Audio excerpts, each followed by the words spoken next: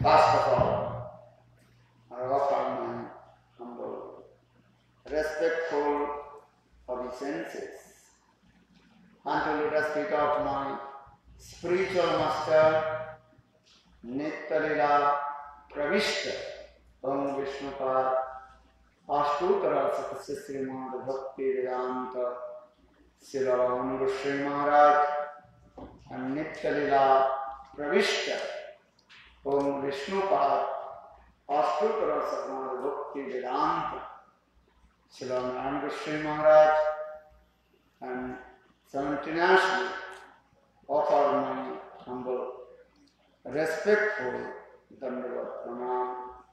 Lotus feet of Nitya Pravishta, Om Vishnupad, Ashtutara Srimad Bhaktivedanta Swami Maharaja, Srila Gurundaga Sri Maharaj, Srila Bhakti Rakha Sridhar Sri Maharaj, Bhakti Mukrama Priya Sri Maharaj, and all senior devotees and all Vaishnavis, and presently all of my respectable guests.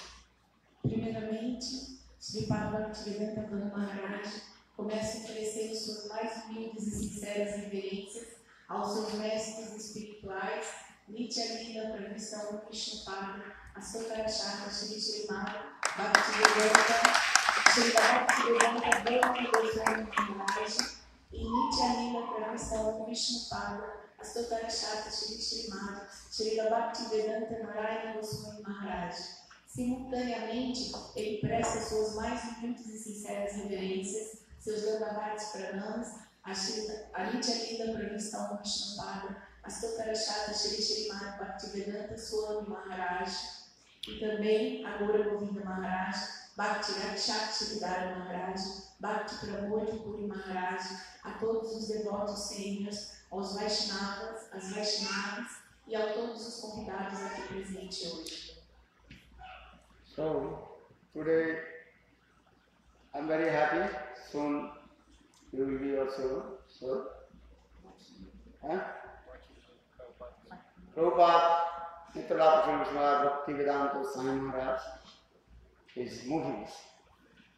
Hoje ele está muito contente, muito feliz, porque daqui a pouco nós vamos assistir o filme da vida de Srila Prabhupada, Nitya Srila Prabhupada. So just I want to speak briefly about his life history and his contribution in our Krishna consciousness and preach all over the world the message of Lord Chaitanya Mahaprabhu. Então, Srila Bhaktivedanta Svami Maharaja, ele gostaria de falar brevemente sobre a vida, a história da vida de Bhaktivedanta Swami Maharaja e a sua contribuição na distribuição dos santos nomes e da consciência de Krishna sobre todo o mundo, o qual esta é a missão de Sri Chaitanya Mahaprabhu. Because just I want to speak few words which I heard from the lotus lips of Srila Bhaktivedanta Svami Maharaja. Ele quer falar algumas palavras que ele ouviu da própria boca de Srila Bhaktivedanta Narayana Maharaj. Srila Bhaktivedanta Svami Maharaja, he told, Srila Gurudeva Narayana Srila Bhaktivedanta Swami Maharaj, he is my Priya Bandhu and Siksha Guru. Srila Bhaktivedanta Narayana Maharaj, que está representado naquela foto daquele lado, disse que Bhaktivedanta Swami Maharaja, que está nessa foto, representado nessa foto aqui ao lado, diz que ele é o meu Priyabandhu e Shikshaguru. Ele é o meu amigo mais querido e meu Gurudeva, meu Guru instrutor. Gurudev, when he is to preach Western country, most of the time he glorified about the life history of Nitya Bhaktivedanta Svami Maharaja. Srila Gurudeva Bhaktivedanta Narayana Maharaj, sempre quando ele começou a vir pregar, no Ocidente, ele sempre glorificava sobre a vida de Srila Bhaktivedanta Swami Maharaja, o nosso Srila Prabhupada.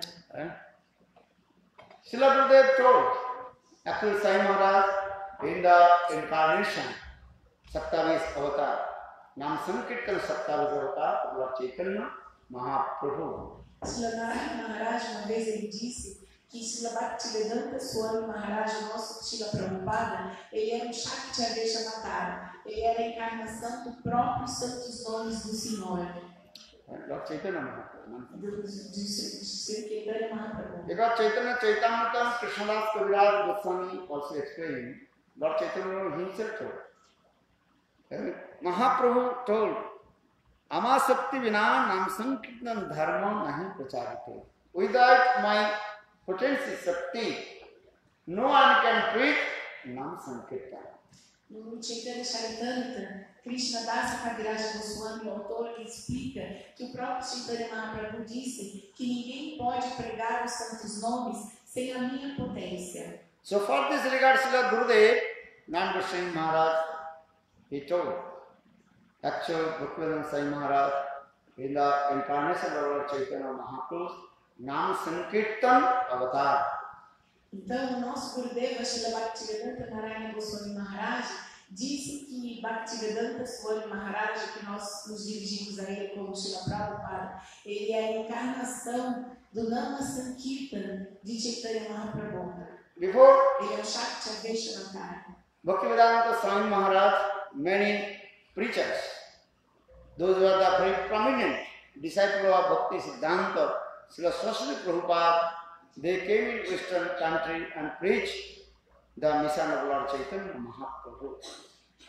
Srila Bhaktisiddhanta Sarasvati, que é o guru antecessor de Bhaktivedanta Swami Maharaj, muitos discípulos dele vieram ao Ocidente. Ele é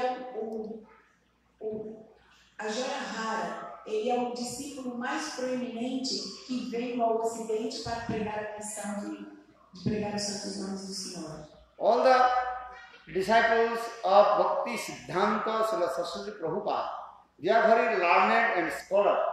Todos os discípulos de Bhaktisiddhanta Sarasvati são muito eruditos. And especially Bhakti Hridaya Vana Goswami Maharaj. Especialmente Bhaktivedanta Vana Goswami Maharaj. He was very learned and scholar person. Ele era uma pessoa muito erudita.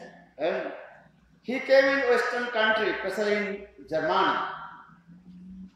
Ele veio nos países ocidentais, e especialmente na Alemanha.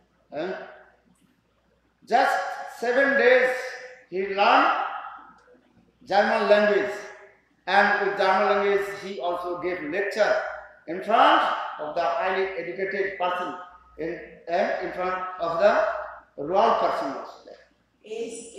Bhaktivedanta Maharaj, ele quando chegou na Alemanha, ele em 7 dias aprendeu a falar alemão e começou então a dar palestras na língua alemã, até na frente de muitos eruditos e até mesmo da família real. And that time all the people they became very surprised and charmed when they heard his lecture in German language. E todo mundo ficou muito surpreso e encantado em ouvir pregar na língua alemã. And others also, many disciples of Bhaktisiddhanta Prabhupada, they came in West country and preached nicely. E assim muitos discípulos de Bhaktisiddhanta Sarasvati vieram também ao Ocidente para pregar. But when you heard the preaching of Bhaktivedanta Swami Maharaja, that time you completely were astonished.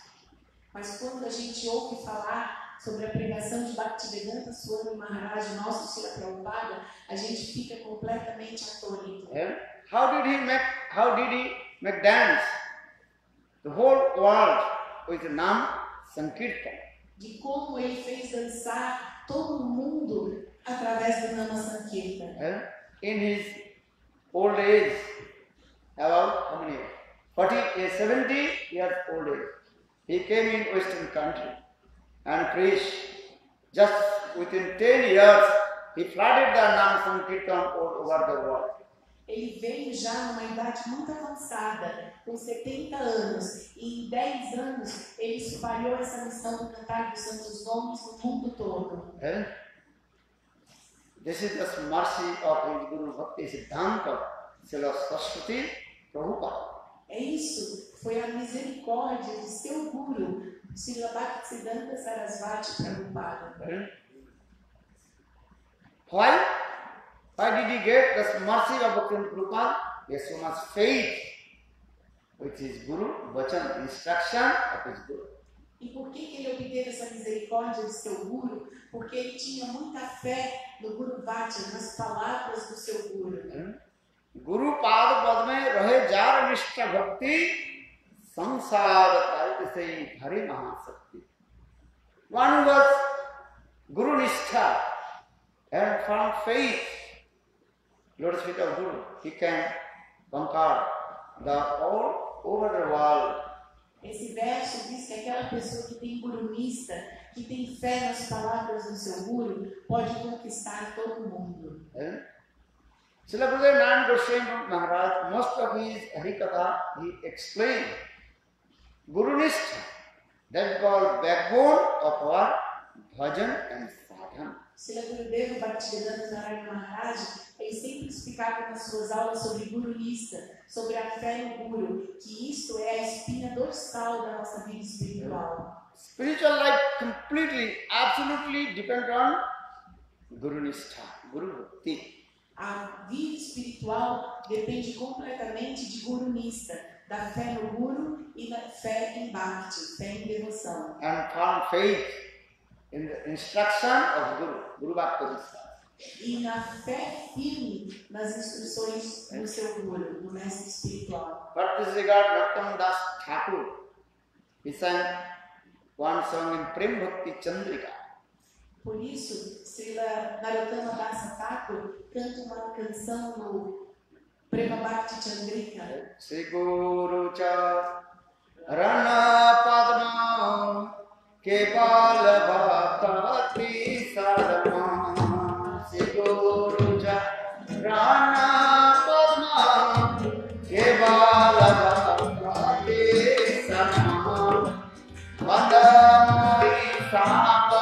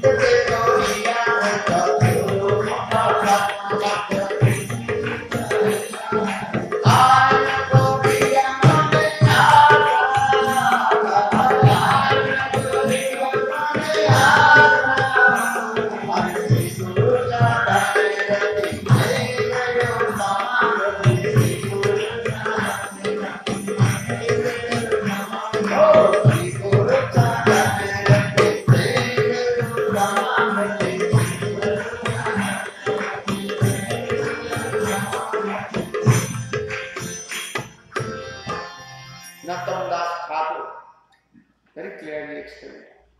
Sri Guru Charne Rati Saise Uttama Gati. One who has deep attachment, Rati means deep attachment, Rati, towards Guru Pada, he will attain his highest perfection. Sri Narottama Dasa Thakur, ele explica nessa canção que aquela pessoa que tem irate, que é esse amor profundo pelo Guru, ele alcança a perfeição última. Arana Guru Pada Viswas, Guru Bhakti Viswas, firm faith instruction of Guru.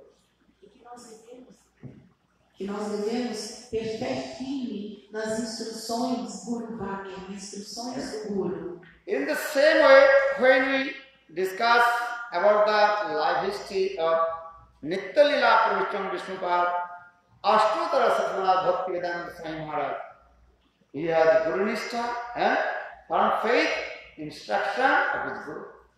Então, quando o Gurudeva falava sobre a vida, a história da vida de Nitya Lila Pravishtam Vishnupada Sukarashati Bhaktivedanta Swami Maharaja, ele tinha Guru Nishtha e firme fé nas instruções das palavras dele. He was a learned and scholar's person, this is true. Ele também era uma pessoa erudita. And also, he was a businessman.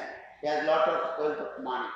E Srila Prabhupada, ele sempre foi uma pessoa erudita e ele era um homem de negócios. And for this regard, in Bengal, everybody called him Abhay Babu. Por isso que na Bengala todos o chamavam de Abhay Babu. Abhay Babu. Babu. Actually, his name Abhay Charan De. But everybody called him Abhay Babu. E na Bengala, o nome dele, de Bhaktivedanta Swami, era Abhay Charan De, mas todos o chamavam de Abhay Babu. He came in Navadvip Dham during the parikrama. Then he took shelter, lotus feet of Bhakti Siddhanta Saraswati Prabhupada. Ele foi uma vez fazer o parikrama, que é uma peregrinação em Navadvipadama, e nesse momento então ele tomou abrigo aos pés de lótus de Bhaktisiddhanta Saraswati Prabhupada. That means he received Diksha mantra from him. E assim ele recebeu seus Diksha mantras, ele recebeu a iniciação dele. After Navadvip Parikrama, then Bhaktivedanta Prabhupada, he was sitting with his all antaraj, all his sannyasis and brahmacharis. E depois do Navadvipadama, dessa peregrinação em Navadvipa, Srila Bhaktisiddhanta Saraswati Thakur, ele estava sentado com todos os seus sannyasis, todos os seus discípulos. Then suddenly Bhaktivedanta Prabhupada indicated to him. E subitamente, Srila Bhaktisiddhanta Saraswati Prabhupada olhou e falou com ele. Oh, you can go to Western country and preach my mission. Você deve ir aos países ocidentais e pregar esta missão. But that time, Abhay Charan De, he was in how possible I preach Western country. Mas nesse momento, Abhay Charan De disse: como é possível ir aos países ocidentais e pregar a sua missão? Because all my God brothers, they are very learned scholars and sannyasis. Porque todos os meus irmãos espirituais, eles são muito eruditos e eles são até sannyasis, que estão na ordem renunciada de vida. In this way, about 40 years passed. E assim 40 anos se passaram. He observed to maintain his business. E nesses 40 anos ele estava absorto em manter o seu negócio funcionando. And he also established Bengal Chemical Farm in Allahabad. Ele também ele tinha uma indústria farmacêutica. But in the meantime, Bhaktivedanta Svami Maharaja, he also established Vedanta Samiti. Nesse mesmo período, Srila Bhaktivedanta Svami Maharaja estava estabelecendo a missão Gaudiya. And that time, Vedanta Samiti established by only 4 persons. E neste momento, a Gaudiya Vedanta Samiti, ela foi estabelecida, ela foi fundada por 4 pessoas. Bhaktivedanta Svami Maharaja, Abhay Charan De, and Narsingh, Bhakti Kusal Narsingh Maharaj, and my Gurudev Srila Bhaktivedanta Svami Maharaja. Então, a Gaudiya Vedanta Samiti, ela foi fundada por 4 pessoas. Srila Bhaktivedanta Svami Maharaja, Abhay Charan De, Nrsimha Goswami Maharaja, Bhakti Kusal Nrsimha Maharaj. o sábio, Shrila Maharaja e Bhaktivedanta Svami Maharaja, o Gurudeva de Shrila Bhaktivedanta Svami Maharaja. Then later also the Bhaktivedanta Svami Maharaja Goswami Maharaj and Srila Bhaktivedanta Goswami Maharaj joined with this Samiti. E mais tarde, então, Srila Bhaktivedanta Trivikrama Maharaj e Bhaktivedanta Narayana Goswami Maharaj se juntaram a essa missão. But now coming in this way, so just I briefly explain the life history and contribution of Bhaktivedanta Swami Maharaja. E assim, brevemente, Srila Maharaj explicou a vida de Bhaktivedanta Swami Maharaja. But his business slowly failed.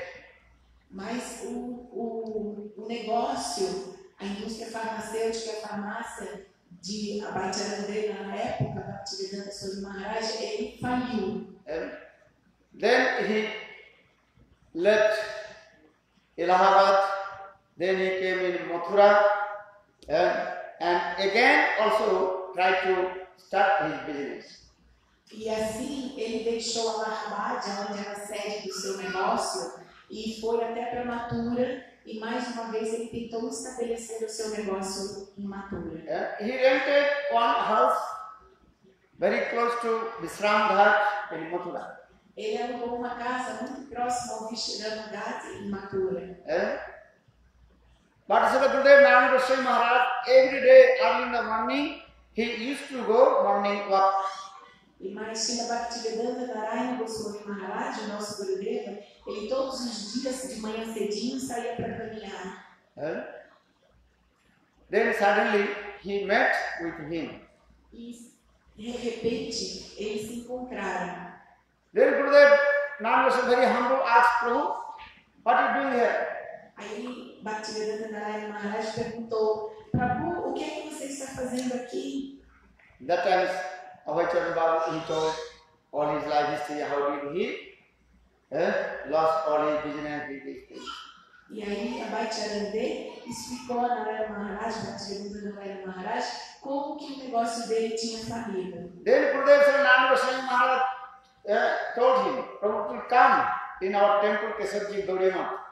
Então, Bhaktivedanta Narayana Goswami Maharaj, nosso Gurudeva, disse, venha então a nossa missão Bhaktivedanta Keshavji Gauriya. That is only 500 meters far from Vishram Ghat to our Kesavji Gauriya. É só 900 metros do Vishram Ghat à nossa Keshavji Gauriya. But Srila Swami Maharaj, that me Abhayacharya, he told, no, I don't want to stay in temple. Mas Abhayacharya disse para ele, não, eu não quero ficar no templo. Because now old age, what we do in the temple? Porque agora eu já estou idoso, e o que eu faria no templo? I cannot serve in temple. Eu não tenho nem como servir no templo. But Srila Gurudev, very humble, told, no, just you stay in your temple and just edit my Hindi magazine. E nosso Gurudeva, Srila Bhaktivedanta Narayana Maharaj, disse, não, você não precisa servir no templo. Simplesmente venha e fique lá e faça a edição da nossa revista em Hindi. Gurudev also told, don't worry, I will wash your cloth, I will also wash your plate, everything. Just you stay in our temple, Kesavji Gauriya, and edit my Hindi magazine, Patrika. Srila Gurudeva Bhaktivedanta Narayana Goswami Maharaj, ele disse então, na época Abhayacharya, venha no templo e simplesmente edite a nossa revista em Hindi. Você não precisa se preocupar com nada. Eu vou lavar a sua roupa, eu vou lavar os seus pratos. Simplesmente venha e edite a nossa revista. But you know, no, I don't want to stay in temple. Mas ele disse, não, eu não quero ficar no templo. But Gurudev, next day, he came and took all his luggage in one rickshaw and brought in Keshavji Gopinath. Mas Srila Gurudeva, no dia seguinte, foi até onde ele estava, pegou toda a sua bagagem, colocou numa rickshaw e levou ele para o templo, para Keshavji Gaudiya Math. So in this way, he was staying in our Keshavji Gaudiya Math, Mathura. E assim, a Bhaktisiddhanta ficou na Keshavji Gaudiya Math em Mathura. Then after a few months, Nitralabhjan Vishnu Bhakti Pragyan Keshav Goswami Maharaj, he came from Mathura to Navadvip to Mathura. E depois de algum tempo, Srila Bhaktivedanta Svami Goswami Maharaja veio de Navadvipadama até Mathura. That time Srila Bhaktivedanta Goswami Maharaj forced him, "Ye Prabhu, we have to take sannyas." E Srila Bhaktivedanta Maharaja, o nosso Gurudeva, disse para Bhaktisiddhanta: você tem que tomar sannyasi, e obrigou ele a tomar sannyasi, que é a ordem renunciada de vida. That time, Abhajana, it is impossible for me. How possible we take sannyas? Mas a Bhaktisiddhanta disse: não, é impossível. Como eu posso tomar sannyasi? In my old age, I can't take sannyas. Ele disse: eu já estou muito velho, eu não posso tomar sannyasi. If I take sannyas, I have to go preach. Prachar. Ele disse: se eu tomar sannyasi, se eu aceitar essa ordem renunciada da vida, eu vou ter que sair e pregar. Eu já estou muito velho para isso. Very humble, he told, I can't preach. Ele humildemente disse: eu não posso pregar. But Srila Gurudev, non-Goswami part also insisted, no, you have to take sannyas. Mas Srila Gurudeva Bhaktivedanta Maharaja insistiu que ele deveria tomar sannyasi. Then finally, he took sannyas in Keshavji Gaudiya Math from Bhakti Pragyan Keshav Goswami Maharaj. That time, his sannyas name Bhaktivedanta Svami Maharaja. Glories Bhaktivedanta Swami Maharaj. O Gurudeva insistiu tanto que ele acabou aceitando sannyasi de Bhakti Pragyan Keshav Goswami Maharaja, e a partir desse momento ele recebeu o nome de Bhaktivedanta Swami Maharaj. Then after, and Srila Gurudev Narayan Goswami Maharaj told himself, I arranged all his sannyasi paraphernalia and jagga everything. E Bhaktivedanta Narayana Goswami Maharaj, nosso Gurudeva, arrumou toda a parafernália dele de sannyasi, as roupas, tudo mais. His door cooking and Bahirvas, sannyasi, even also performed fire sacrifice. Everything, Srila Gurudev Narayan Goswami Maharaj, he performed all his sannyasi ceremony. E ele arrumou tudo, arrumou as damas, toda a parafernália que o sannyasi precisa, e até mesmo a cerimônia de fogo. Quem fez tudo isso foi nosso Srila Gurudeva Bhaktivedanta Narayana Goswami Maharaja. Then after his sannyas, he went to preach in Jhansi. E depois que ele tomou sannyasi, ele foi pregar em Jhansi.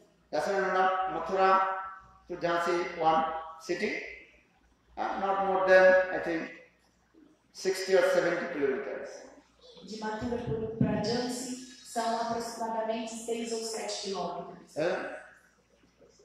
60 ou 70 quilômetros, desculpa. But he tried to preach in there, but very difficult to preach in there. Ele tentou pregar em Jhansi, mas estava muito difícil. And he worshipped very nice beautiful deities of Lord Chaitanya Mahaprabhu. E então Bhaktivedanta Swami Maharaja, ele adorava uma deidade belíssima de Chaitanya Mahaprabhu. Now he is worshiping deity Chaitanya Mahaprabhu in our Keshavji Gaudiya Math. E essa mesma deidade de Chaitanya Mahaprabhu hoje, ela continua sendo adorada na Keshavji Gaudiya Math. If you go Mathura Keshavji Gaudiya Math, you can see his worshipful deity, Chaitanya Mahaprabhu, very stylish, in our Keshavji Gaudiya Math, still in there. Se vocês forem a Mathura na Keshavji Gaudiya Math, vocês verão que a deidade adorável dele, Chaitanya Mahaprabhu, lá tem um Mahaprabhu bem grande, assim, bem alto, que ainda continua sendo adorado. So now coming this way, he tried to preach in Jhansi, but he not possible preaching there. Then he again returned back in Mathura. Ele foi pregar em Jhansi, mas não teve muito sucesso. Ele viu que era impossível pregar lá. E assim ele voltou até Mathura. Then in Mathura you are thinking, maybe Krishna does not want to me, I preach. E em Mathura ele pensou, talvez Krishna não quer que eu fique pregando. So then he left Mathura temple and went in Vrindavan, Radha, Damodar temple. Aí ele deixou Mathura e foi para Vrindavana morar no templo de Radha Damodara. And he was staying there, had rented one room, and he also translated Bhagavad Gita. E ele foi para o templo de Radha Damodara, alugou um quarto e lá ele começou a traduzir o Bhagavad Gita. Krishna is very merciful and wonderful.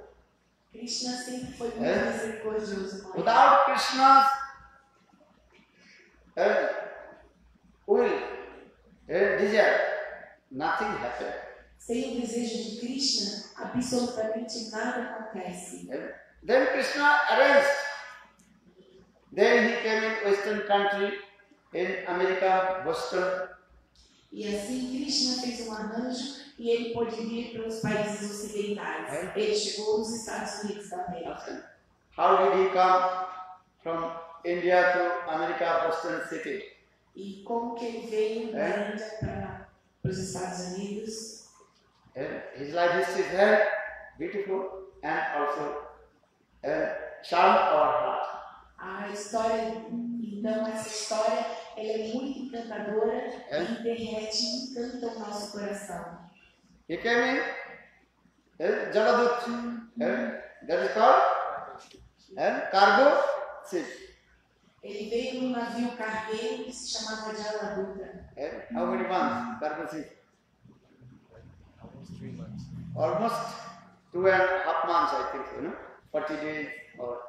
Ele veio então nesse navio cargueiro e a viagem na época durava de 40 a 2 meses e meio, da Índia até os Estados Unidos. Even in the cargo ship, 2 times he also heart attack.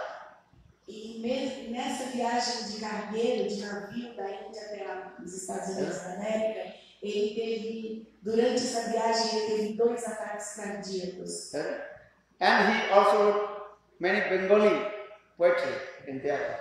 E ele escreveu muitos poemas em Bengali. And glorified Krishna's sweet pastimes. E nesses poemas, ele glorifica os doces passatempos de Krishna. Anyhow, he arrives in America and Boston City.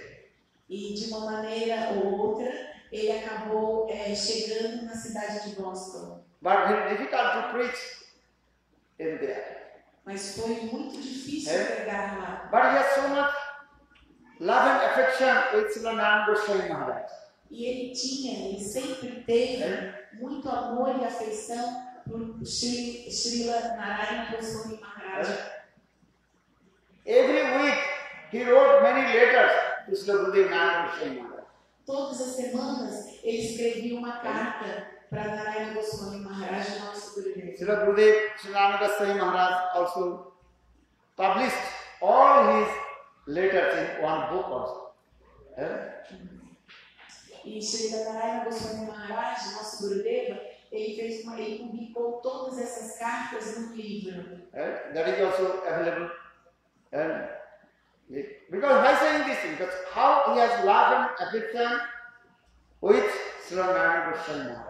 E por que ele está dizendo isso? Ele está dizendo isso para mostrar o quanto Bhaktivedanta Swami tinha amor e afeição para o nosso Gurudeva Srila Narayana Goswami Maharaja. Srila Bhaktivedanta told, many times I sent Kartal, deities, Mathura Laddu Prasad,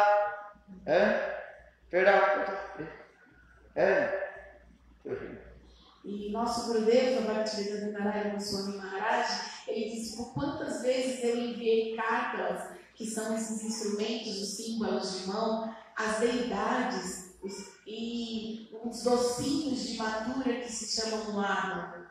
Muitas vezes ele enviou isso para os Estados Unidos. So now coming this way, almost 1 year he tried to preach in Western country in America, but not possible. E durante um ano ele ficou tentando pregar nos Estados Unidos, mas não era possível. Because Western country people, they completely absorb two things. Porque nos países ocidentais as pessoas estão absortas em duas coisas. How to absorb to enjoy the material sense gratification, and another completely atheist. Nos países ocidentais as pessoas estão completamente absortas em como desfrutar dos sentidos e são ateístas. For this regard, his pranam mantra very clearly explained this thing first. Por isso que no seu pranama mantra, na oração dele, está explicado isso. Namo Vishnu Padaya Krishna Prishthaya Bhutale Srimad Bhaktivedanta Swami Maharaja Namaste Saraswati Devi Gauravani Pracharine Nirvishesha Sunnavadi Paschat Desata. He delivered or Western countries are where the people completely religious and Sunnavadi and completely atheist and absorbed in religion. Então, nesse pranamas mantras, nessa oração que nós fazemos para ele, está dito Nirvishesha Sunyavadi. Ele vem para liberar os países ocidentais dessa tendência a desfrutar dos sentidos e de ser completamente ateísta. Bhaktisiddhanta Saraswati Prabhupada, in his nectar instructions explain, not easy to turn the face the conditioned soul towards Krishna. Bhaktisiddhanta Saraswati Prabhupada, no Néctar da Devoção, ele explica que é muito difícil fazer com que uma entidade viva volte o rosto dela para Krishna, para Deus. Because conditioned souls completely affected with Maya. Porque a alma condicionada, ela está completamente iludida por Maya.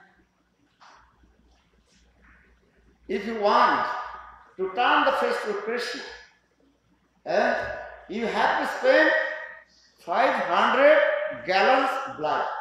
Se você quer virar o seu rosto para Krishna, você precisa gastar 5 galões. 500 gallons.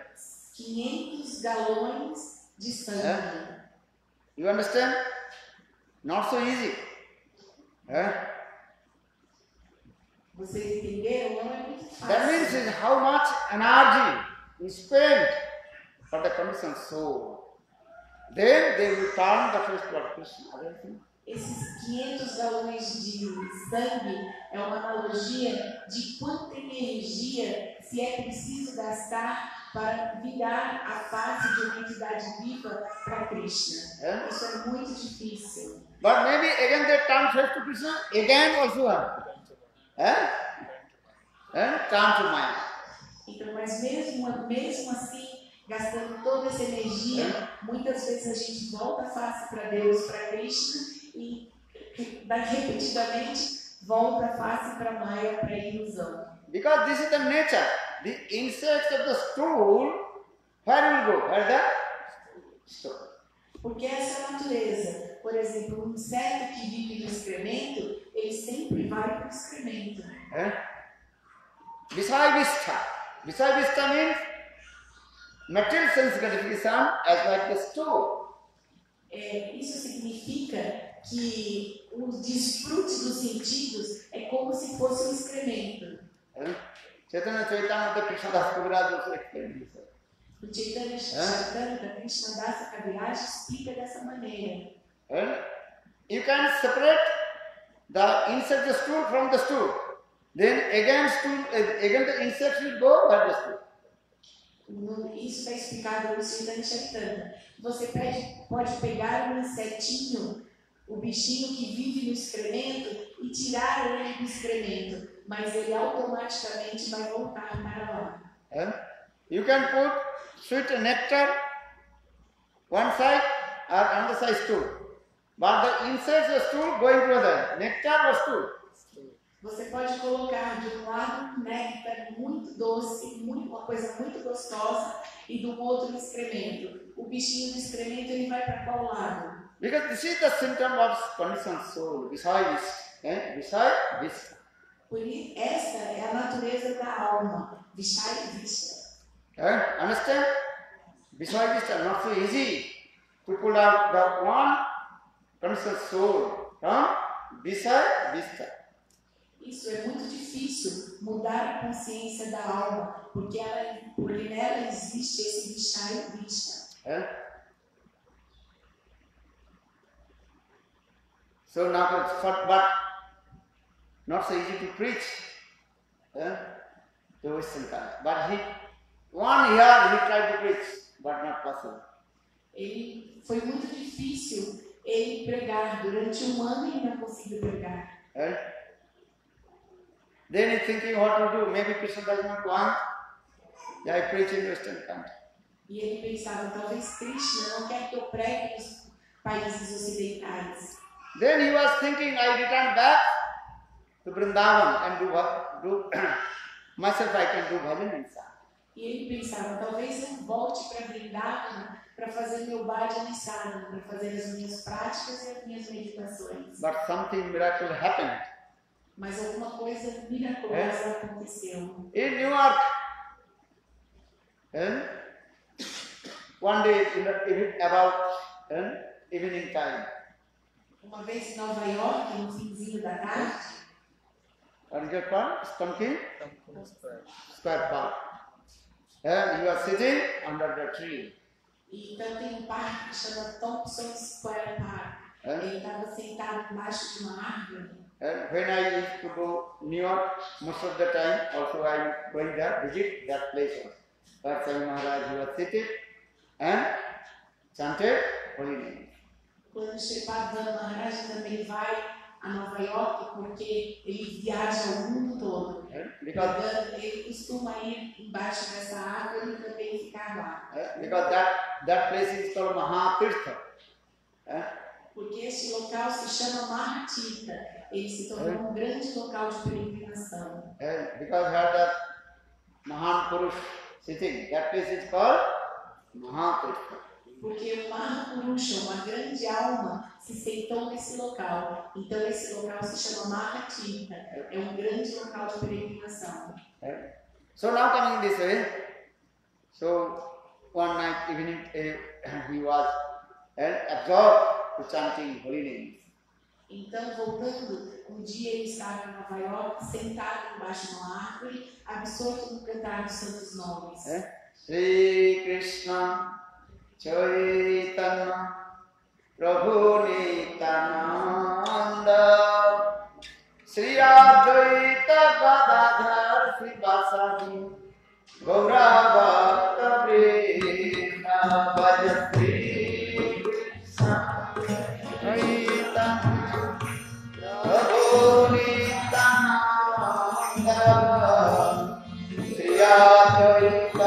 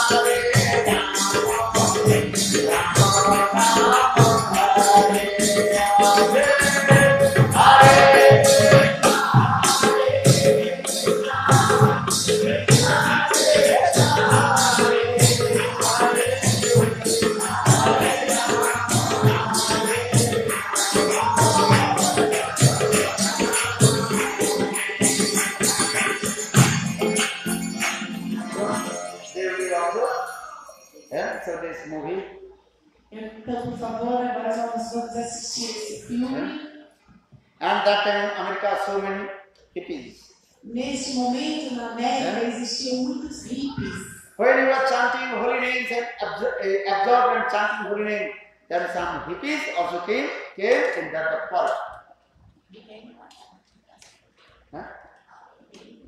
Hippies came in that same time in this place. E quando Shrila Bhaktivedanta Svami Maharaja começou a cantar Hare Krishna, existiam muitos hippies. Então os hippies vieram até ele, no local onde ele estava, embaixo da árvore. How that beautiful they are formed hippies, you can say also. E agora nós vamos ver o que aconteceu com esses hippies. Long dreadlocks. Eles tinham longos dreadlocks. Nice cloth also. Eles também tinham roupas. Holding LSD in left hand. Eles tinham roupas coloridas. Muitos deles usavam LSD naquele momento. And also, what is called? Cigarette smoking. Eles fumavam. And another also embraced or holding their boyfriend or girlfriend. You can see. Abraçavam, ficavam com suas namoradas e seus namorados. Because this is the tradition of Western country, very famous. Isso é uma tradição comum no mundo ocidental. In India, this word very, what is called? Strange words, boyfriend and girlfriend. Na Índia, essa palavra namorado e namorada é uma palavra muito estranha. Isso não existe muito por lá. Indian Vedic culture, they not use this word, boyfriend and girlfriend. But here is very common word. Na Índia não existe isso de namorado ou namorada. Essa palavra não existe. Mas aqui nos países ocidentais isso é muito comum. Because Vedas not allow this types of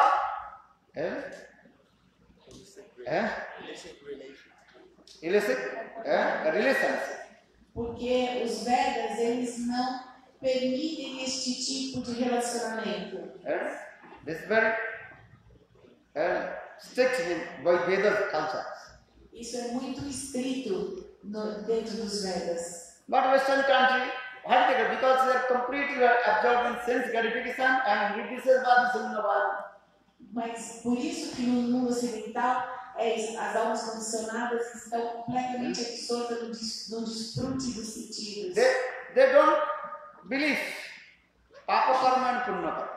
Eles não acreditam no Papa Karma e no Punya Karma. Papa Karma means sinful activities and passion. Papa Karma significa atividades pecaminosas. Understand? E Punya Karma Illegal sex, there is called that. Papa Karma, but they don't believe this. Sexo ilícito é Papa Karma, é uma atividade pecaminosa. So for this regard, it's very easy to use this word. What was? Namorada or Namo? Por isso é muito fácil nos países ocidentais usar essa palavra namorada e namorada. You can see who are there in the movies. You can see. You can recognize also there. Então tudo isso nós vamos ver neste filme. Sundev, Balavandavan Vihari Lal Ki. Understand? But just then Swami Maharaj is completely absorbed chanting holy names. That hippies they don't know what is the meaning of Hare Krishna. Just they also move and nodded their heads and moving their bodies this way. Because they drank lot of alcohol. E ele estava embaixo da árvore, completamente absorto nos cantar dos santos nomes Hare Krishna. Os hippies não sabiam o significado, mas eles chegaram lá todos intoxicados, bêbados, e simplesmente começaram a se mover, começaram a dançar. Then also they also chanted holy names and dancing, singing. E também começaram a cantar os santos nomes, a dançar e a cantar. And so much enthusiastic coming in their heart. E assim, entusiasmo veio até os seus corações. Actually, this is the mercy of Guru and Krishna. Isso é a misericórdia do Guru e de Krishna. Then after a couple of days, they gave up all their bad behavior. E depois de alguns poucos dias, eles deixaram todas as atividades, suas más atividades para trás. And they completely surrendered to the feet of Bhaktivedanta Swami Maharaja. E se renderam completamente aos pés de Bhaktivedanta Swami Maharaja. Then they took Diksha Harinam from him. E depois eles tomaram Diksha e Harinam dele. Swami Maharaj used this word, now they become gentlemen. He used this word. E Bhaktivedanta Swami Maharaja disse, depois que eles tomaram Harinam e Diksha, eles se tornaram verdadeiros cavalheiros. Gents, they shaved their head. E eles rasparam suas cabeças. And put tilak, very nice, beautiful, shining tilak on their forehead. E eles colocaram uma tilaka muito linda e brilhante na sua testa. Even the ladies, they gave up all their bad things also. E até as senhoras, as meninas, também deixaram suas más coisas, suas más atividades para trás. And they also put sari instead, and they scrub. E as meninas também começaram a usar sari. Or just brahmachari, they also put the dhuti. E então esses jovens se tornaram brahmacharis, celibatários, e começaram a usar dhoti. Dhuti kurta, you understand? This cloth, dhuti and kurta. Eles começaram a usar dhoti kurta, que são essas vestimentas indianas. And they shaved their head, beard, everything, and give up all their bad habits. E eles rasparam suas cabeças e abandonaram todas as suas más atividades. This is miracle or not? Look how this. For this regard, if this one, before they are hippie and now they are happy. Balo, Vrindavan, Bihari, Lal, Por isso que se diz que antes eles eram hippie, agora eles são happies. Felizes. And they completely surrender to the feet of Bhaktivedanta Swami Maharaja and chanted holy names and naams and kirtan. E eles abandonaram todas as suas más atividades e começaram a cantar os santos nomes, fazendo nama sankirtan. And they have distributed all his books, English book, everything is all over the world. Everything is couple of months also. They established many centers all over the world. E eles, em poucos meses, distribuíram todos os seus livros ao redor do mundo. Srila Bhaktivedanta Swami Maharaja, ele abriu muitos centros ao redor do mundo. If you see this movie, you must also inspire in your heart. So how will you become gentleman and great devotee of Lord? E se nós assistimos esse filme, isso vai inspirar o nosso coração a nos tornar um cavalheiro e um grande devoto. So that means you will become happy. Happy to happy. E isso então significa que nós ficaremos felizes. Então tem esse trocadilho em inglês de hippie para happy. You can see also Samrani Devi also there. Tamal Krishna Maharaj also. You can see. Recognize it. Nós vamos ver nesse filme, então, o próprio Bhaktivedanta Swami Maharaja e muitos de seus discípulos, como Tamal Krishna Goswami e outros. Shamarani Devi. You can see. In this way, within couple years, he preached all over the world naams and kirtan.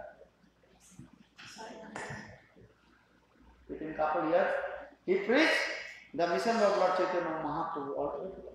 Em poucos anos, ele pregou a missão de Chaitanya Mahaprabhu ao redor de todo o mundo. Then, when Sai Maharaj, just I briefly explain this because you have to see, you have to watch this movie. Ele não tem muito mais a explicar, nós vamos ver tudo isso neste filme. When Sai Maharaj he became very sick, before departure from the material world, he also hold the hand of Srila Swami Maharaj. E antes de Bhaktivedanta Swami Maharaj abandonar este mundo, deixar este II, em Vrindavana, ele segurou bem forte na mão de Bhaktivedanta Svami Maharaja, nosso Srila Gurudev. He gave two instructions to Gurudev Nanda. Ele deu duas instruções ao nosso Gurudeva Srila Swami Maharaja. He told, when I leave this body, you have to give my samadhi in your hand. A primeira foi que quando eu abandonar o corpo, você deve fazer o meu samadhi com as suas próprias mãos. You can see also moving. Maybe here also here or not, I don't know. But you can do YouTube, Gurudev himself. He also did samadhi of Bhaktivedanta Svami Maharaja. Eu não sei se está no filme, mas vocês podem ver no YouTube que o próprio Bhaktivedanta Svami Maharaja fez com suas próprias mãos o samadhi de Bhaktivedanta Svami Maharaja. And another instruction he told, Swami Maharaj he told to Nanda Maharaj. The Western devotees, actually they don't know our in Vedic culture, Vedic philosophy. E a outra instrução foi que os devotos ocidentais, eles não são muito familiarizados com a filosofia védica, a filosofia e cultura védica. So you also help to them and train to them how they can become your devotee. Eu quero que você os ajude e os treinem para eles se tornarem devotos puros. Now what is very nice, beautiful his movie. E agora então nós vamos assistir esse filme maravilhoso. Jai Shrila Bhaktivedanta Svami Maharaja ki jai, jai Shri Ram. Okay, now start. Very good.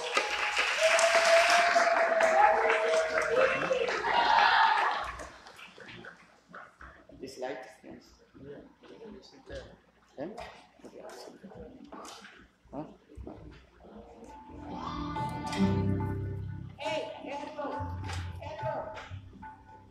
This light. Oh, this also moving.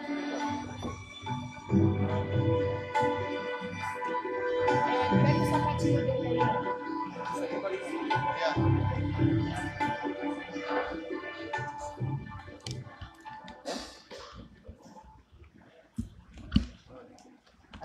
Bye.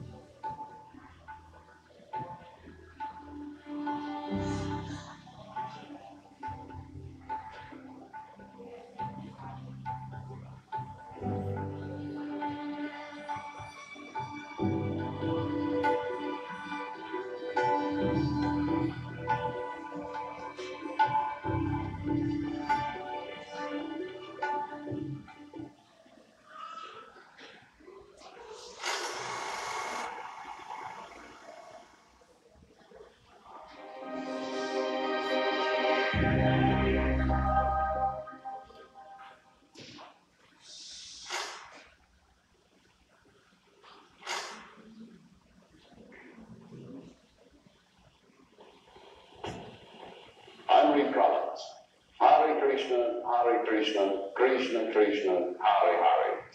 A hypnotic rhythmic chant of 16 words has replaced LSD and other drugs for some in New York's East Village. On 2nd Avenue and 1st Street is a storefront in which a Swami has set up shop. There, his American disciples are learning about Krishna consciousness.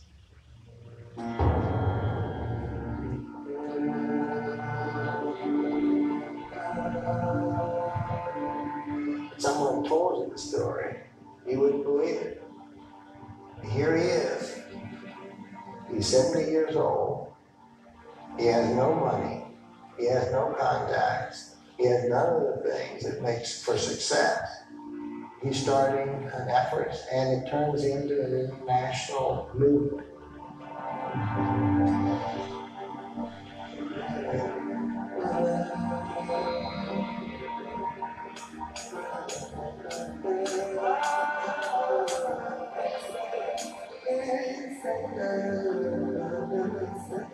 I want the best. What? Revolution. Against such a interesting solution. That's why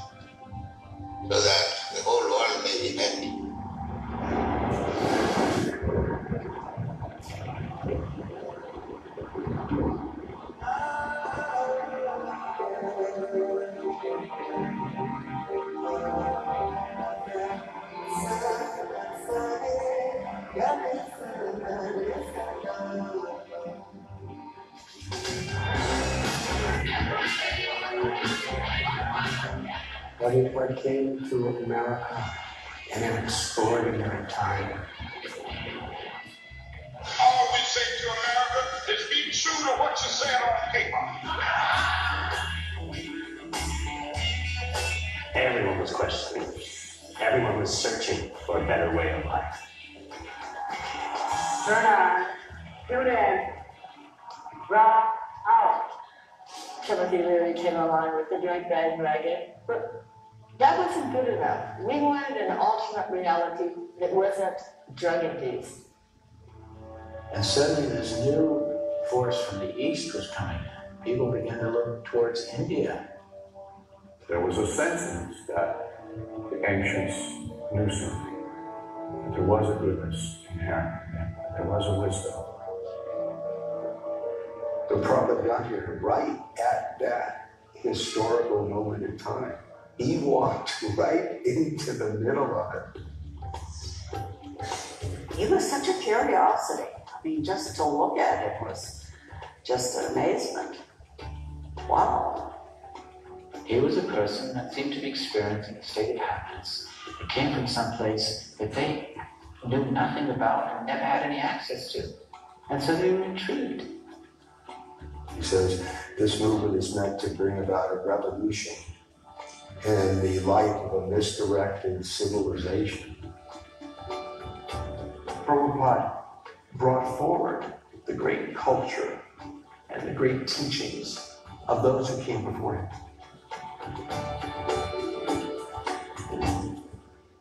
Everyone is thinking, I'm American, I'm Indian, I'm European, I'm Australian, but I'm not this one. I am spirit soul. If I see this person, this soul, struggling just like I'm struggling in my body, then all of a sudden we're family. And I have a reason to love you. That's deep. He challenged the very premise of our material life. And for many of us, that was exactly what we needed to hear. Our mission is to see everyone become happy. We don't want to see that we exploit somebody else and I become happy. No. We want to see everyone happy, but they do not know how to become happy.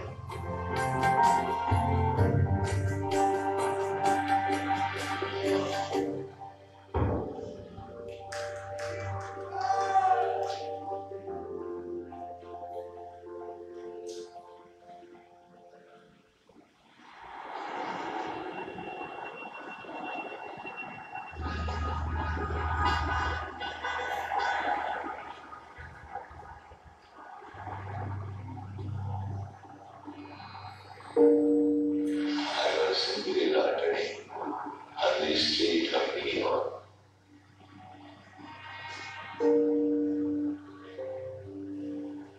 Seeing the people everywhere.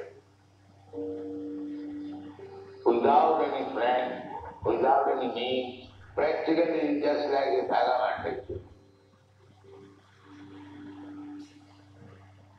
Prabhupada was staying in an office building, moving from one office to another. Coldest winter in memory. The states of New York federal disaster areas. 4 to 8 more inches tonight. He had no idea what snow would be like. I never saw snow. At least I was the temple here in New York. He was writing so many letters back to India, to industrialists asking for help or support. And he didn't receive one letter of encouragement, or one letter of offer to help. Here he was, 70 years old. He's a stranger in a strange land. Now that's a Nothing to be proud What can I do? These people are after me and what? practicing sex and how they accept. How they will understand because of it. They will say, please go. You have to imagine what it must have been like for him growing up in the 19th century in colonial India. The image of America was what was presented in Life magazine of this monstrous, industrialized nation. Rugged individualism, questioning authority. To think about bringing a message of self-control, of minimizing needs, of love for Krishna, love for God, must have been daunting. And yet that's what he had to do. Having been requested by his guru, go to the West and speak Krishna's message in the English language, spread this teaching around the world. Some of my books was Bhagavatam, and I was personally selling these books to the booksellers with great difficulty. We walked in a very expensive city, not that.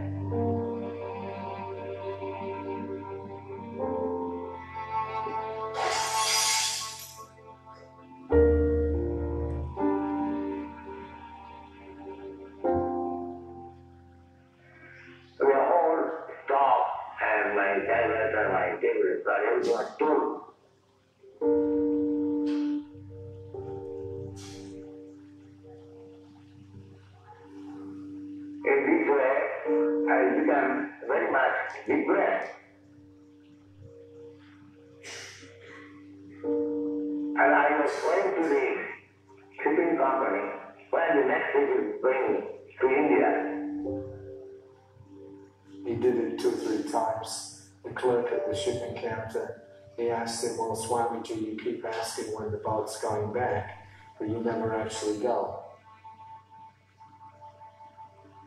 I'm not very much hopeful that I wrote one poetry. Krishna, why you have brought me in this country, what can I do? But because you have brought me here, must be there is some purpose. Don't make me dance anyway.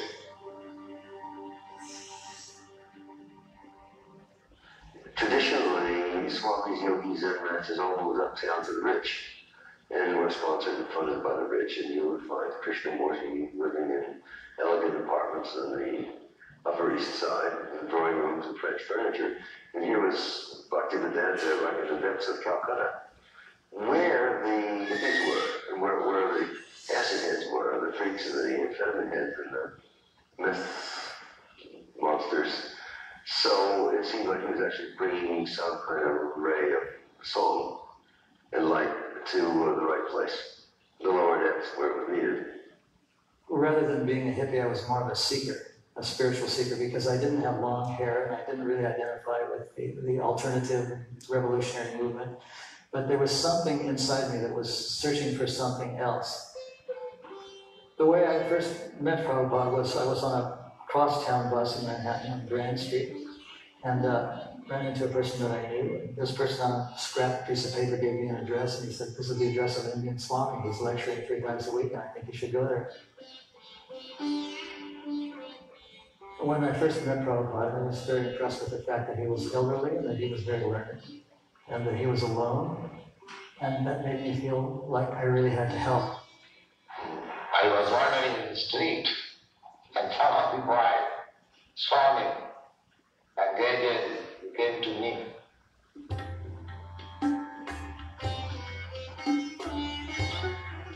Then I asked Mukunda to find a mark. I went to a newsstand that carries the Village Voice, and I saw an advertisement for 26 Second Avenue. There had been a gift shop, bachelor's gifts. They were going to take the sign off the window. I told them, no. What we have is bachelor's gifts. There was usually not more than about 7 or 8 people there. And some of them were seekers and hippies and others were just coming to pick up on the vibes. And it was just kind of a motley assortment of people. I just came in, and I was tired, and they said, "You're tired, go to sleep, lay down." Anything for today?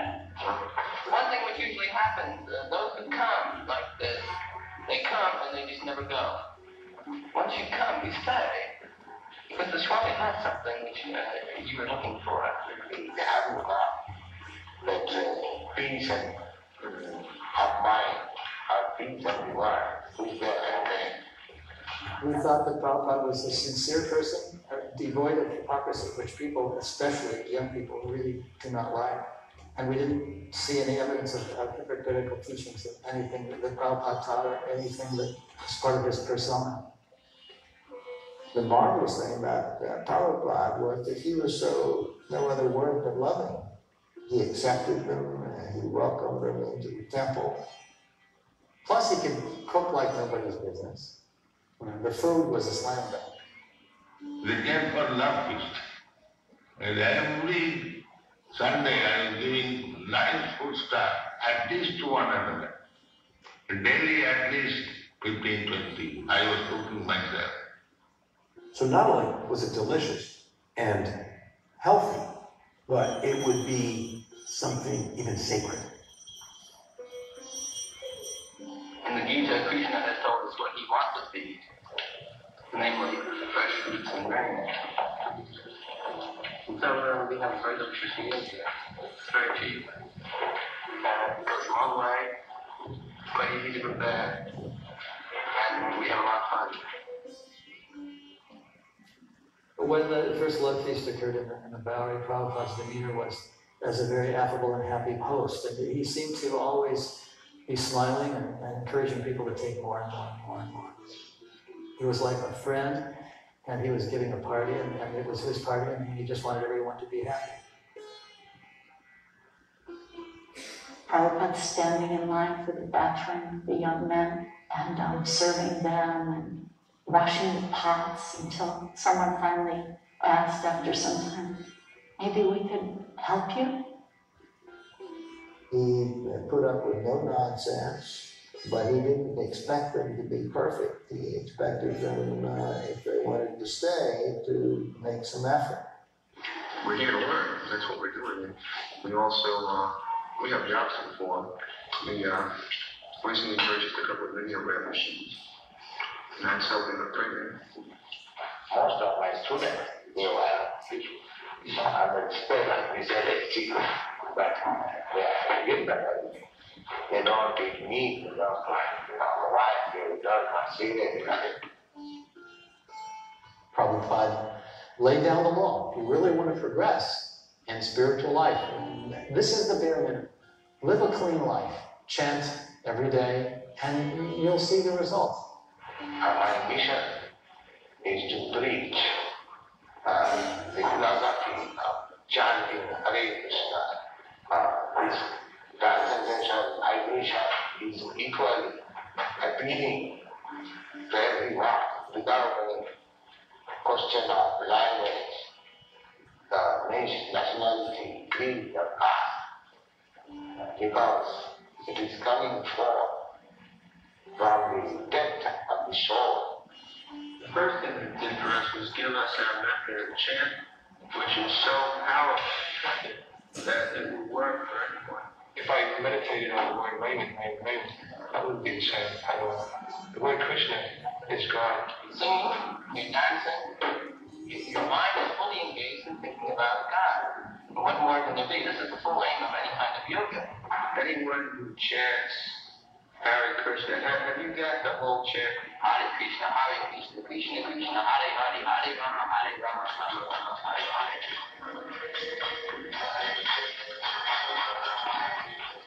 Some of the drug followers, they are functioning high on the low level, and we are functioning high, and we are functioning low on a high level. They're functioning high. They're this feeling. This sexual. They had no idea about anything. Looking back at what we were, and the kinds of people that Prabhupada was trying to spread this movement through, we were a sorry bunch. There was some arrangement for my going to England after my college education to become barrister. My father refused. No.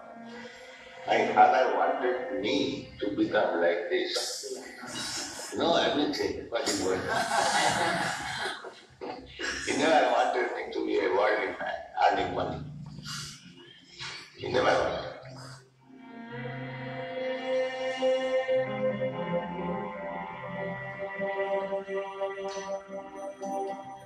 We were sleeping, other without thinking. Buddha was a bank. I requested my father, Father, give me this ideal one. So Father purchased for me little Krishna, Radha, and I was imitating. The torch is in grain of life. It's not man-made. It is sent by God. It is God's mercy. This is not knowledge.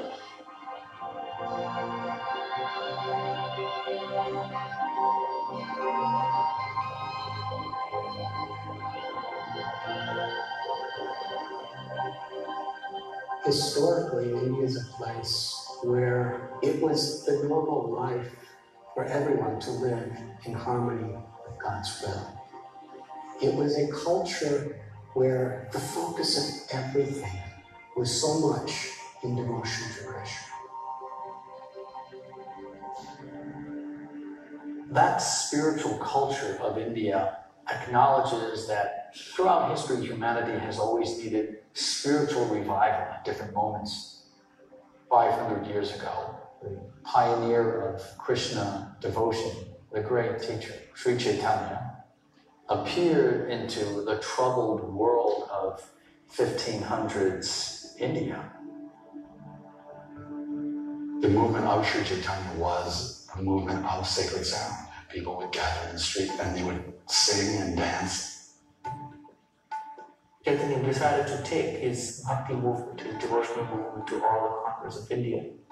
He had inspired thousands, if not millions of people to take up the chanting of the holy names of Krishna.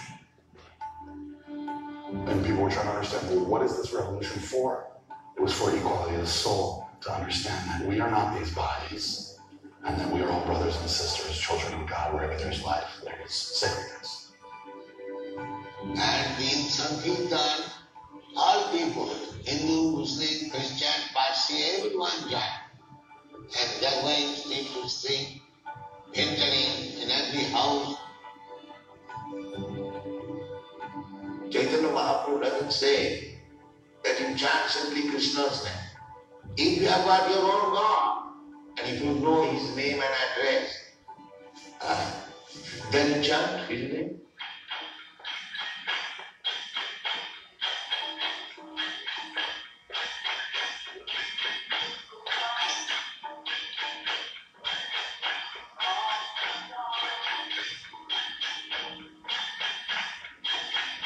Then Prabhupada did something unusual for America. He decided it was time to take the chanting and music and dancing out onto the streets as Chaitanya had done 500 years earlier.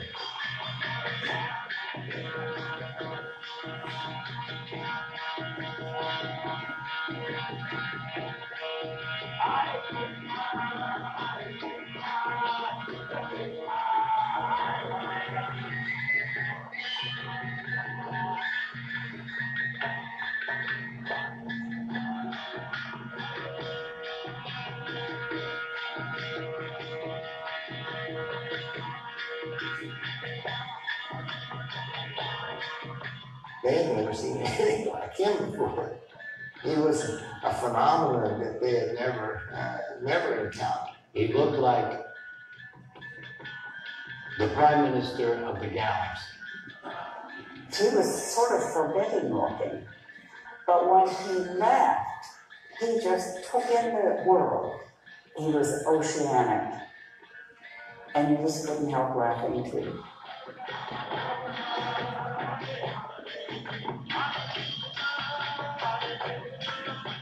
He didn't even have a proper drum or anything. Maybe just, whatever he had, just bonk on it just to make a little sound to keep the rhythm. But he had the pain. He chanted with so much faith that it just drew a universe of people to him. At first I heard the symbols, the hand symbols, and I started to follow the sound until I found where they were chanting, and I was struck with wonder that this is extraordinary.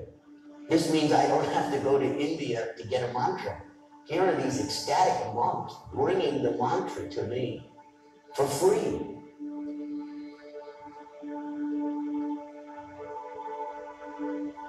Reciting the names of Krishna is a tradition that goes far back in India as a way when recited repetitively with deep spirituality pulls you into the sphere of Krishna himself. He understood what could happen if the chanting of Hare Krishna made its appearance on the world stage. If they take to this chanting, transcendental vibration, the mind will clear, and then see their actual identity. It's a cleansing of the collective consciousness of society that can unleash all kinds of amazing transformations. The New York Times took a photograph. The caption was, "Swami's flock finds ecstasy in the park." Prabhupada said the Times of New York was the most important newspaper in the world. This article marked the beginning of my movement.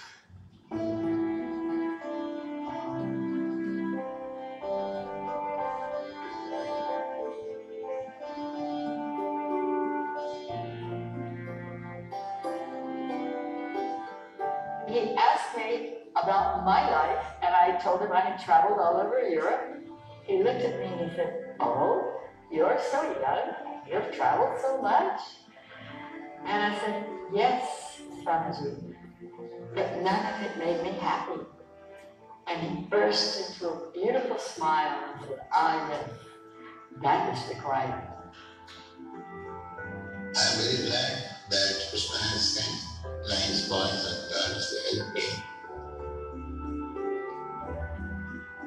I don't go in the evening. That is disappointed. The modern system of education, they are searching after something, somewhere.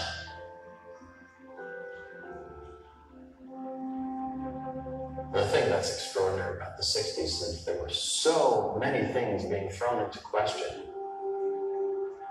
The world's a desperate place. We're destroying the planet. We're destroying one another. There has to be some other solution. There's a young man, Srila Prabhupada was looking for that. He was a Gandhian. I was a student of Gandhi. In 1920, I joined the non-partisan movement. Prabhupada had been attracted to Gandhi's movement because it was a non-violent demonstration of protest against circumstances that were intolerable. But something happens when he meets a spiritual master, and he's reminded that there's another kind of revolution going on that's much more important, for a higher purpose, not a political end, but a spiritual end.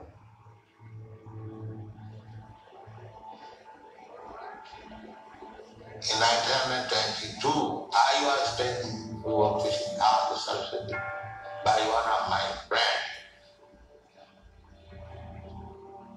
Everything about Bhaktisiddhanta spoke to his spiritual gravitas.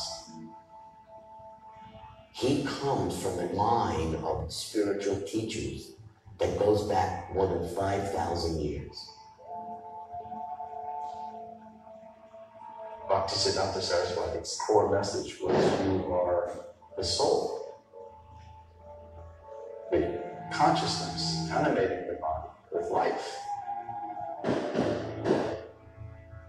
And what is the nature of that life? It's eternal. It's fully self-aware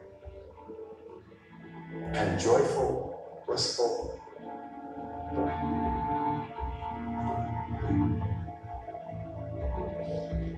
He said, why don't you preach this message in the Western countries?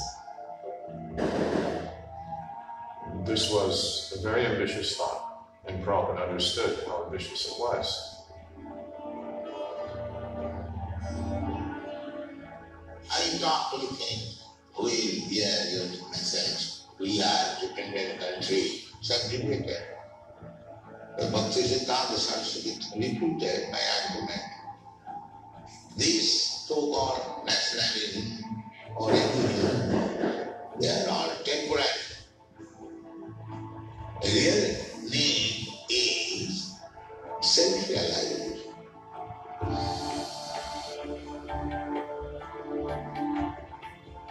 That's a universal message, and it's meant to be shared with the rest of the world.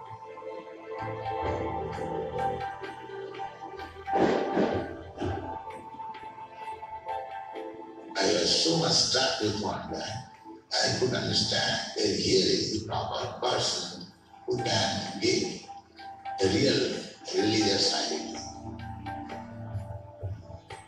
What is an epiphany? What happens that something completely transforms a life?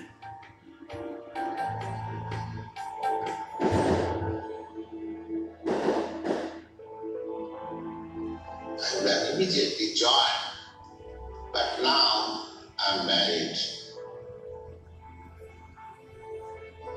How many responsibility, injustice.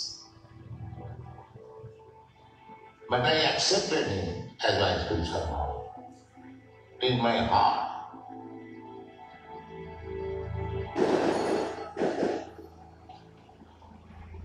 At that time, I was running my big pharmacies, and I was very well known man as the proprietor of the pharmacy. My business was flourishing. Then there's another more urgent request from his guru, this time in the form of a letter. Try to preach whatever you have learned from me to the people in English. That will do good to you and to the people to whom you can preach. That is my message.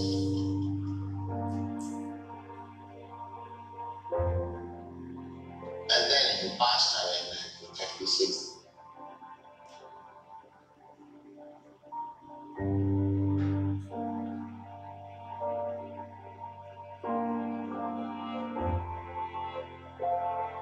The stakes were now raised.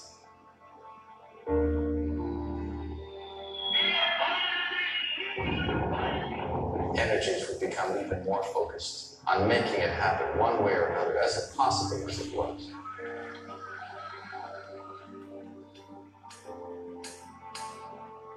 I started back to Border magazine, 1944, and the birthday of Bhaktivedanta Svami. The articles that he wrote analyzed how human greed had led to World War II, how conflict between peoples and between nations can be traced back to spiritual ignorance.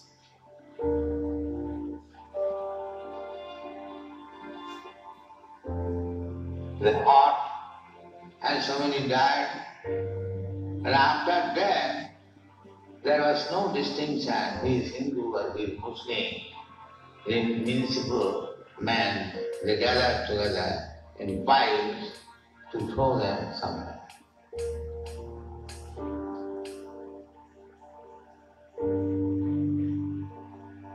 Sometimes I was dreaming.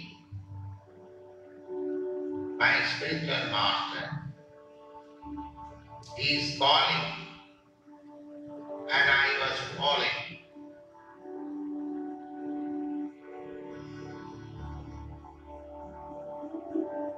His children were grown and in school or married, and it was time. He finally accepted the sannyas order. Baba. Baba means mother. And his son, he is my brother. And I'm the last child of Prabhupada. Youngest and last. He was a man of personality and dignity.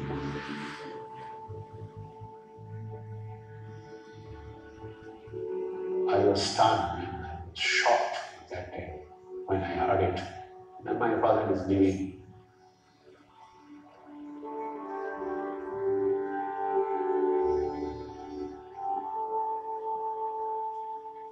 You with me? Please take care of your mother and your family.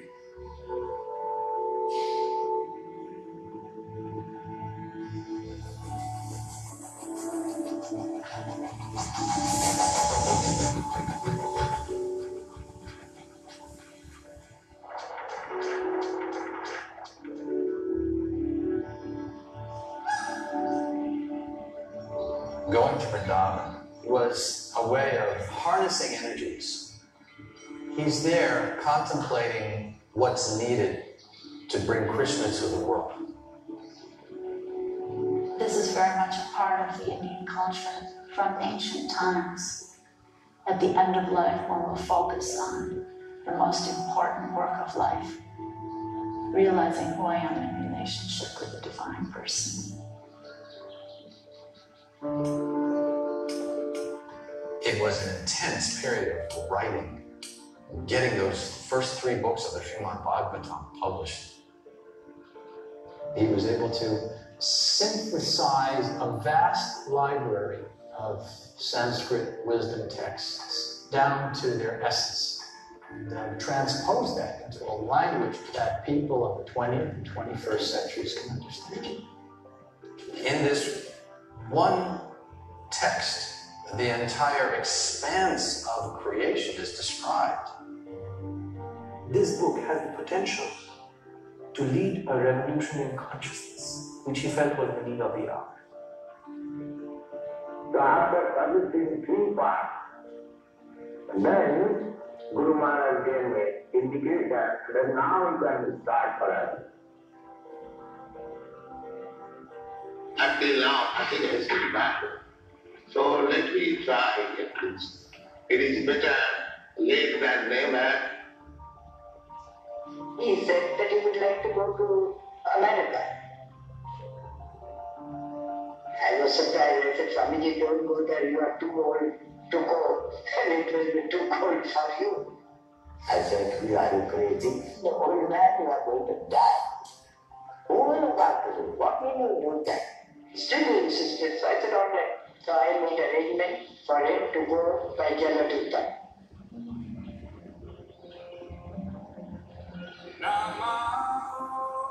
So we're talking with Swami A.C.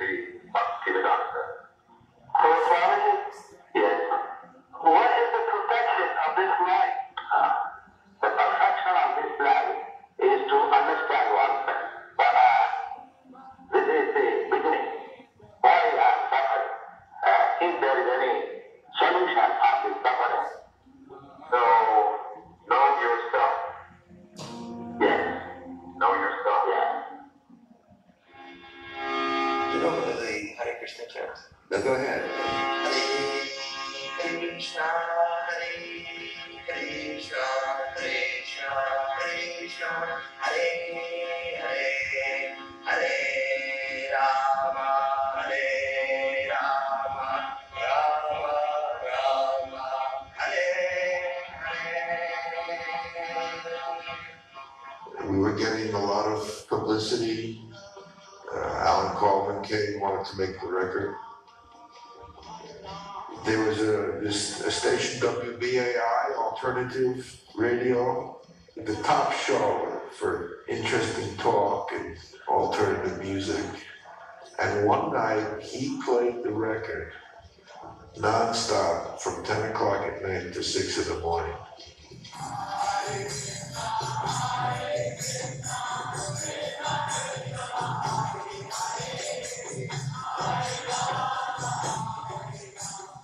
Part of the radicalness of Prabhupada's mission was really upsetting the social apple cart by sending students into the streets to chant and dance.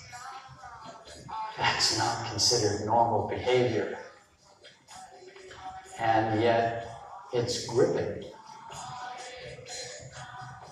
You can't remain indifferent.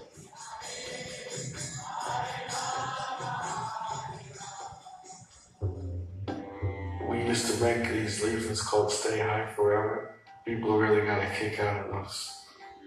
People would look at that and say, wow, he is high. He's so high, he's trying to keep himself down just from the mantra. And more, these young Americans became to me. Then I registered this Krishna Consciousness Society in 1966. If you can think about what you might call chutzpah, this was incredible. Incorporating an international society when you're living out of a storefront and you have no resources whatsoever. They didn't have any idea what he was doing, and he assured them, well, this is what we're going to be.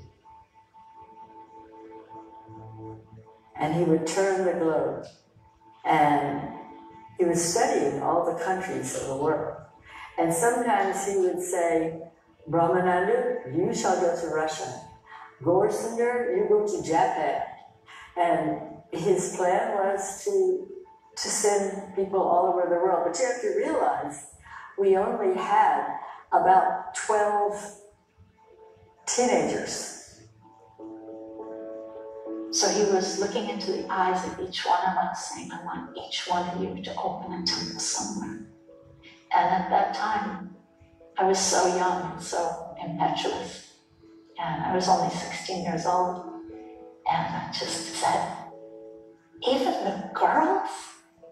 Prabhupada looked at me and he said, there is no difference between the boys and the girls. When you are teaching Krishna consciousness, there is no difference. When I was leaving for the West Coast, I was walking out the door, Prabhupada said, just while you're in the West Coast, try to start a center. And somehow that simple phrase rang in my mind over and over again.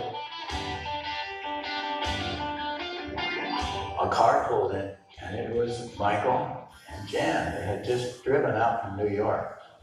And the reason they came was to tell us about this Swami they had met. They thought I was pretty cool because, well, the way I was after I had met the Swami and I had taken initiation. So they got enthusiastic and decided to help found a temple in the San Francisco area because they were involved with Ken Kesey and the movement that he espoused.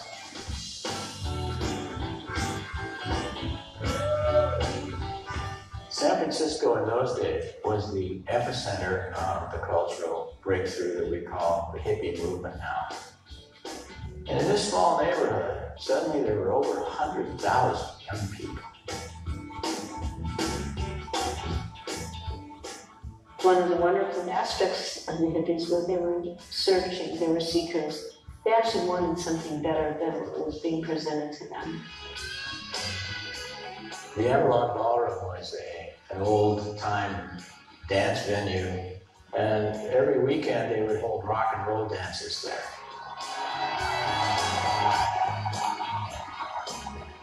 The rock dances were phenomenal. They were inexpensive, great performers, and we all knew each other.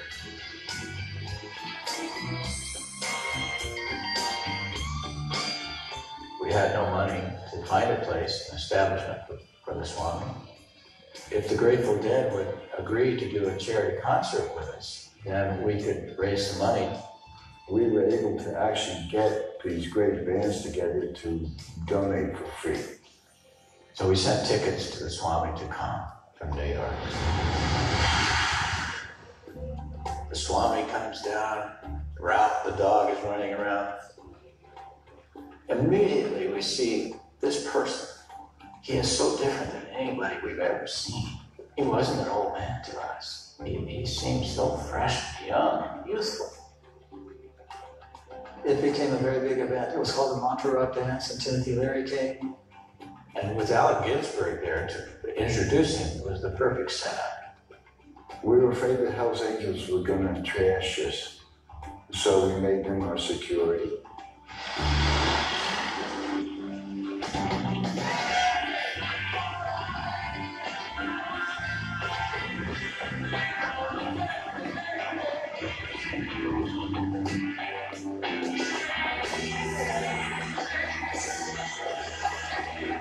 The main thing of the evening was Prabhupada speaking, and he spoke before this huge gathering. And even though it was a Sunday night, the place was packed with people. Hare Krishna, Krishna Krishna, Hare Hare. If we chant this vibration of transcendental sound with devotion and with attention, that is the highest type of meditation and yoga. And then all the bands came on stage and started a spontaneous kirtan. It was like electricity through this hall. Everyone felt it.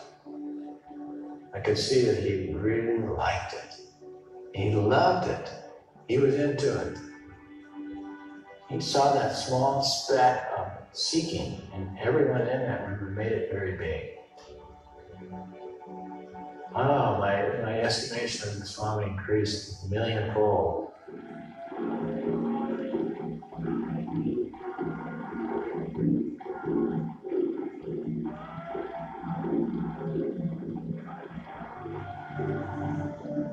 He embodied spirituality, and his disciples wanted it. They said, we want some of that.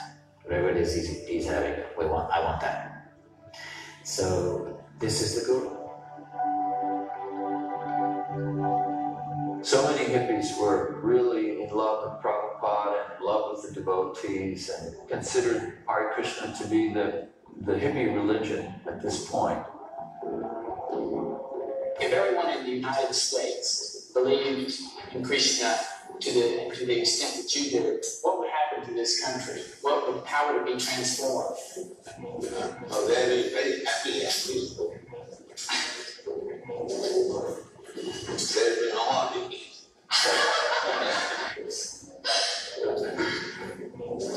What would you describe as a hippie? Someone just smoking. No, but that's that thing. Something extraordinary.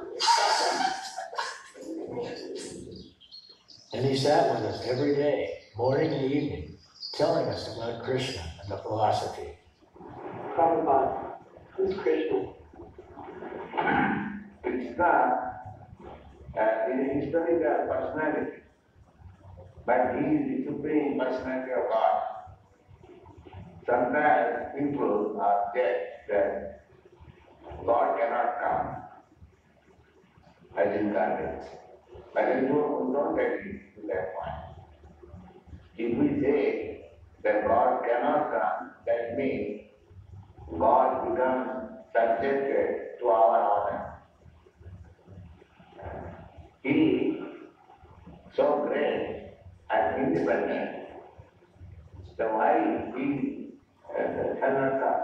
He likes to come. If he is actually great, whatever he likes, he can. That is not true.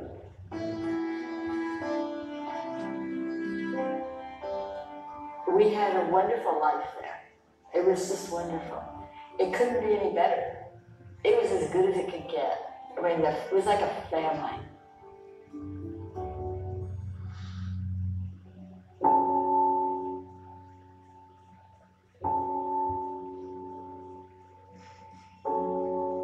Then one day, he was trembling all over. Swamiji had a heart attack. He was, from all appearances, leaving this world.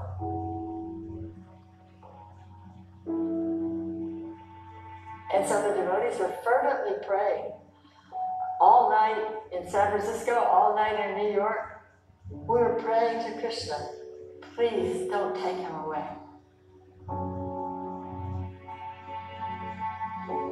He's just come here. Please, we need more time. We never had the feeling that he was ailing and old, but that he was the leader of the movement. We just depended on him. We couldn't imagine what life would be like without him. so big that this bloke, I was very sick. I thought now I shall not exist. So let me go to Vrindavan and die there.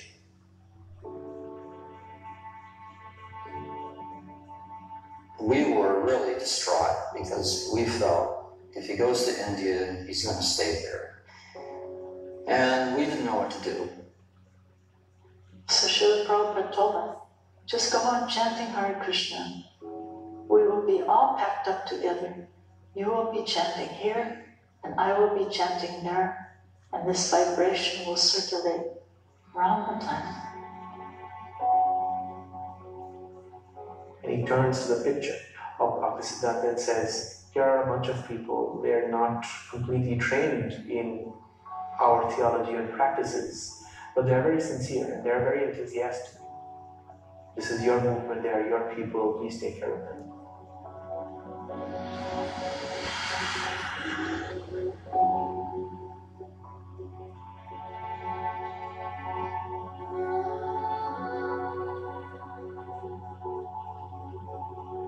We were lost.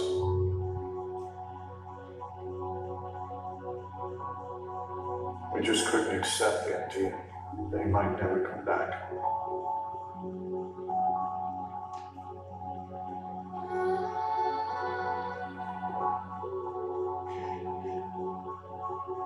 For 5 months we grieved.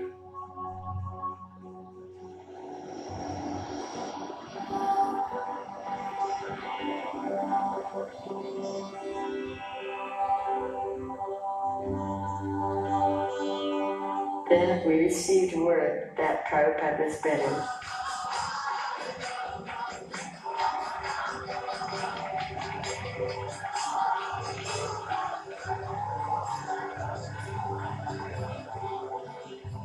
We got him back.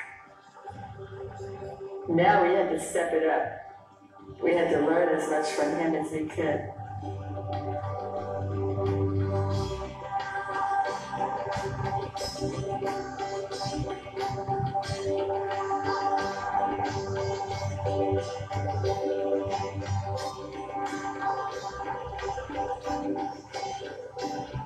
From the outset, our intention had been, let's do something really big for Prabhupada. And there wasn't much bigger in 1968 than the Beatles.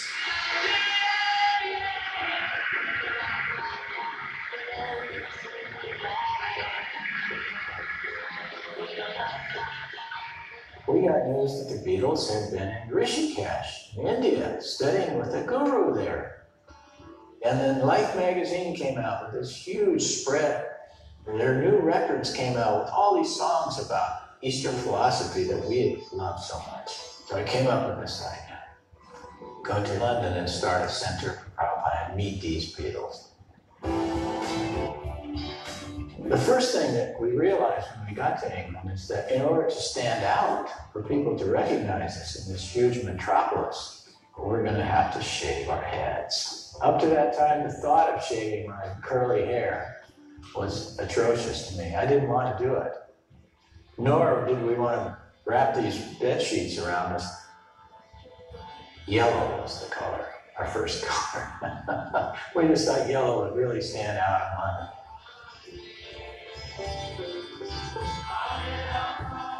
We named ourselves Radha Krishna Temple, the rock group. We began getting engagements at rock concerts.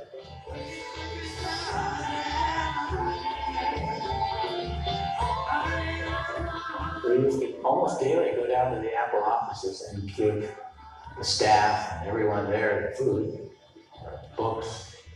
Unbeknownst to us, George Harrison had got a hold of the Swami's record called Krishna Consciousness.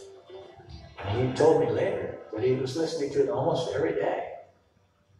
Through the Beatle experience, I'd experienced so many things and met so many people, but I realized there was nothing actually that was giving me a buzz anymore.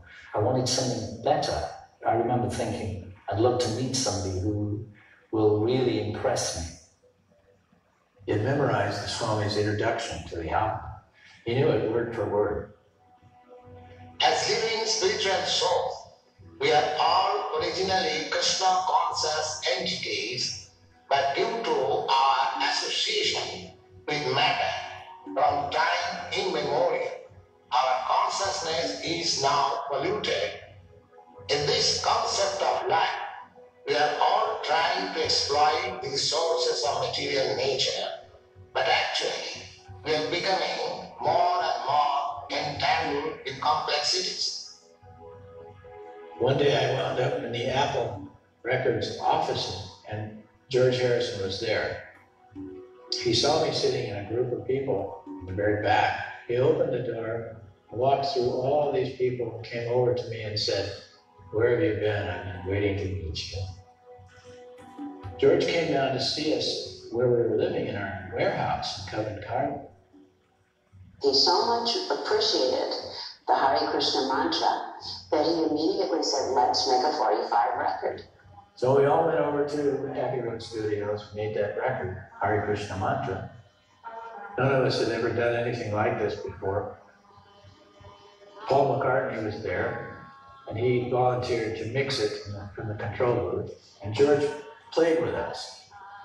He had a little sit-down harmonium with psychedelic flowers all over it. And then all the Apple staff who was there joined in the chorus.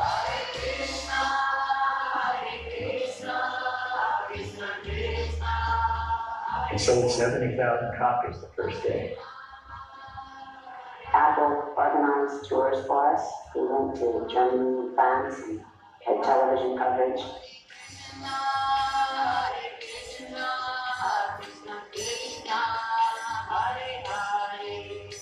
The Sunday Times wanted to do a feature on us, and we were able to send the report back to Srila Prabhupada with the headlines, "Krishna consciousness startles London."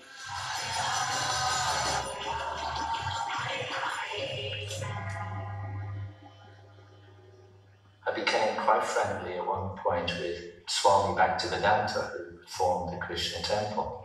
They call me up and say, "Come to the temple, Swami's here and he'd love to see you." And I'd be like going through some private nightmare or something, and I'd think, how can I go to the temple? And I'm like this. But then I'd go, and I'd always walk out of there thinking, "Oh, thank you, Lord."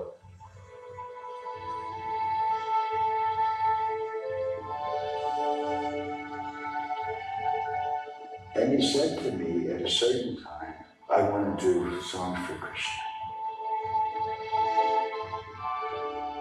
We were backstage in Apple and he says, "Here's this song," and he plays "My Sweet Lord."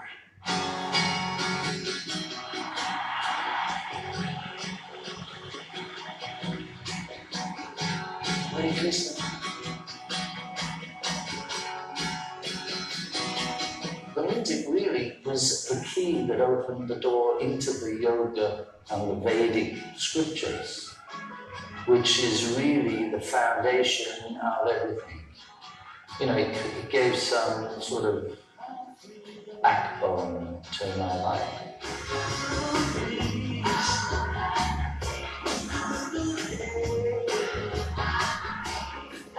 Krishna said, "There's no time when we didn't exist, and there'll be no time when we cease to exist.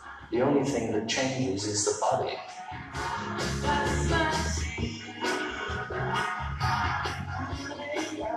George introduced this, it went worldwide.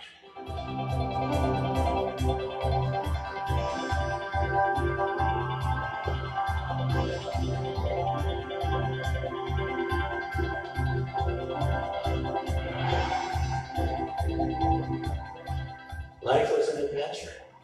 Called me in and said, "We got invitations to Paris, Bombay, Sydney, and one just arrived from Nairobi. Where do you think we should go?" By then I knew, to say the wildest place. "I think we should go to Nairobi." I was thinking the same thing.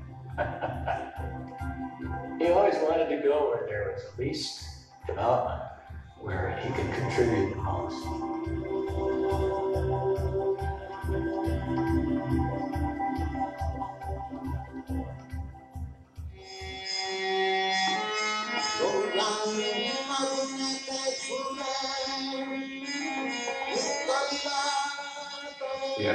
that he displayed was unimaginable. I was in my early 20s and I could not keep up with it.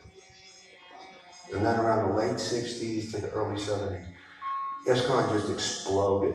People were joining left and right. He managed to manage everything through his letters. Prabhupada would be receiving mail from hundreds of students, and he would personally write to every one of them. Prabhupada never got a letter that he didn't answer. Receiving letters from Srila Prabhupada is what probably kept us going. And whenever a letter came from Prabhupada, it was usually read out loud. And some of those letters are like 2 or 3 pages long, where he answers every aspect and said, do this, then you do that, and do this. And by the way, for Melanie's cough, you should give her this kind of syrup. And every detail. Many times, I would be whispering to someone in the hallway. No, you can't see him right now. I would hear, let them come in. How are you? You look better. You are looking better, brighter. When I saw you with that last. He would see whoever came. Prabhupada had time for everyone.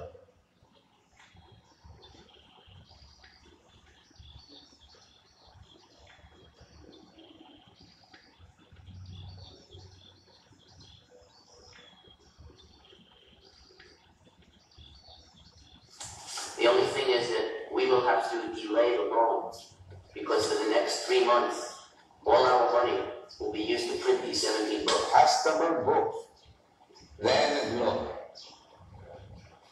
However, we cannot hold up printing, that is not possible. As the head of the American BBT, Bhaktivedanta Book Trust, I was the person that Prabhupada would say, okay, now send money here, now send money there. So I was watching Prabhupada build this Hare Krishna movement through his book sales.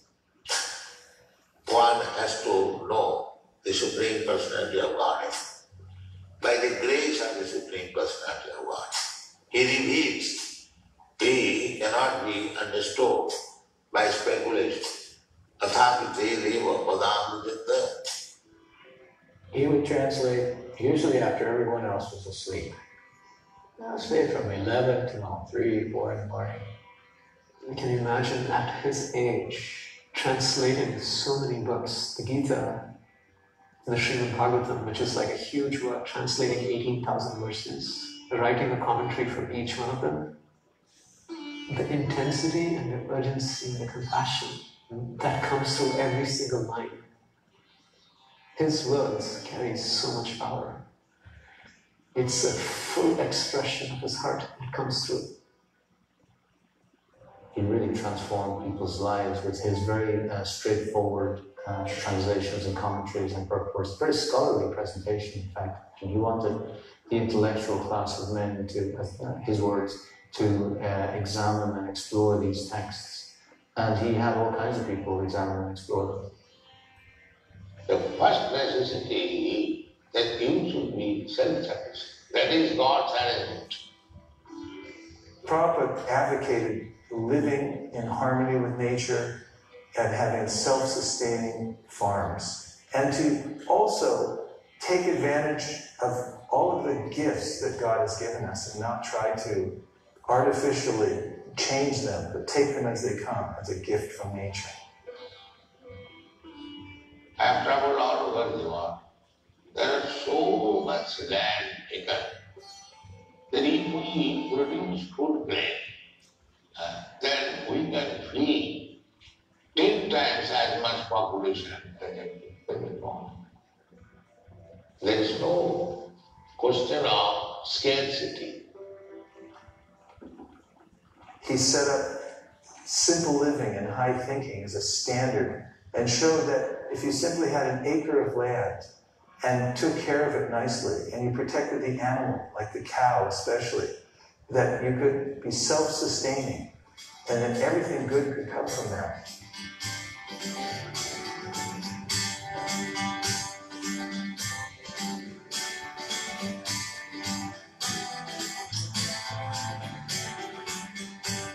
Come on, baby, you better love all the Hindus.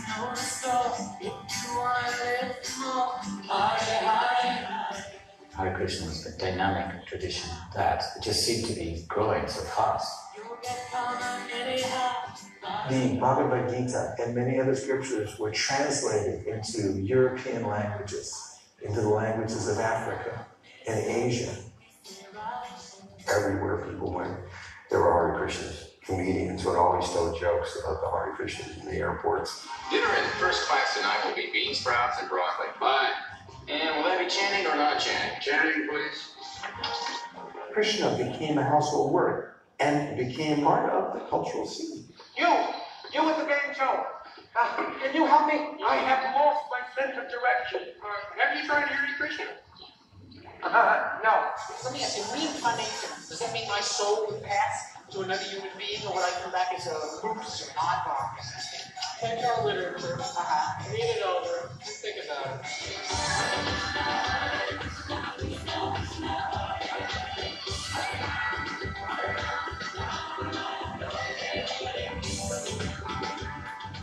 I left the supermarket in a really bad mood, and then I met these very nice people, the Hare Krishnas.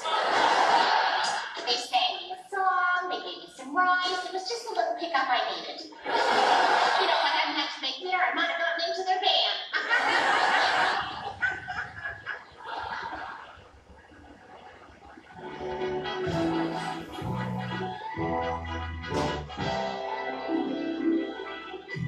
I understand, but do you feel that in the Bible, the Quran, and so forth, don't you run into conflicts at all or contradictions in those particular philosophies? I don't find any conflict because the ultimate goal is God. So you have to understand God and try to love Him. So you can go through any religious process. If the goal is attained, that you understand what is God and you try to love Him, then your life is not. When something was incorrect, something was misleading to Prabhupada, he would boldly speak out about it. Why have you acted back? Why have you acted this? Why have you acted these? Why have you acted all this? These are the problems. These are the problems, and these problems can be solved in human form of life. He was fearless and he was bold. For years, he kept saying, I want to go to communist countries. Everyone said, no, that's not possible. You just can't go there. We had just passed through the missile crisis in Cuba. To give a visa to Americans to travel to Russia in 1971, but it's just unheard of. I don't know how it happened.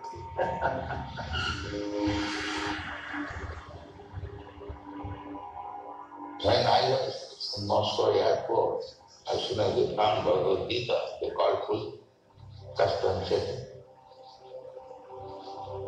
The policeman was kind enough. He said, not serious of him. Don't send him without something. As we would pass churches, you would see that there were armed guards in front of the church. Nobody was going in and out.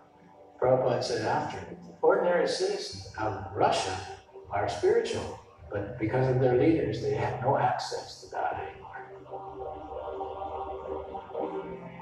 I went to a bank to change some money. Outside the bank, there were two boys, and they came up to me. Do you have any Beatles records? I said, no, but the Beatles met my guru, and he's back in my hotel room. Wow! And they came back with me to meet Prabhupada. But this Russian boy just drank in every word Prabhupada said. He asked the most cogent questions right away. Who is God? Who am I? What am I here for? What is real activity? And Prabhupada explained all of that to me in such concise detail. He convinced me completely, beyond any doubt, that he should take on this mission and take the greatest risk you can take.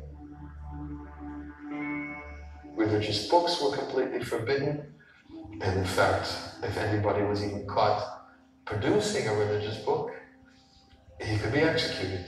I gave him my Bhagavad Gita, and from that text, he was able to copy it and translate it and spread it throughout all of Russia during the communist times. some of the books were smuggled into the country, so they would make photocopies of them. I went to one flat and saw how all the devotees were sitting with photographed copies of each page, and they were stitching the books, putting them together, and going out. And from that one little seed, thousands of Krishna devotees came up.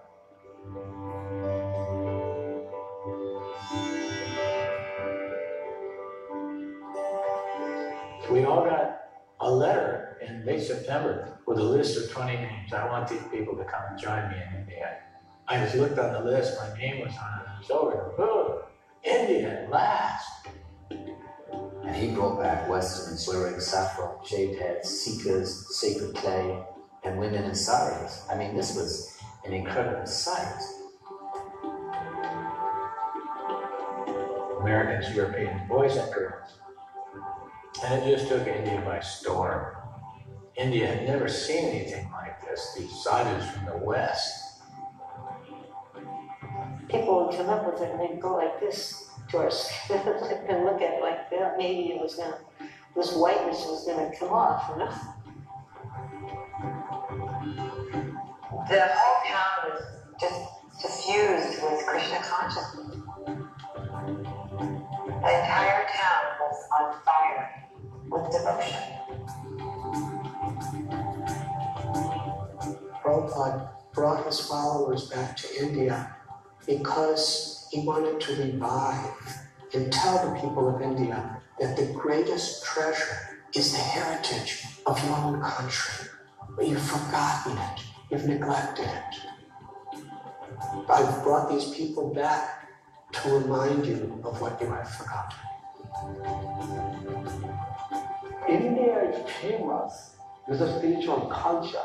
So when it came with so many white-skinned disciples, it was for India, they felt proud for that. Because our culture, Western world appreciates. And then we started putting on major festivals. We got the grounds in the heart of Bombay and built a huge, elaborate tent. Several million people over that 10 days got to sit and listen to Swamiji speak.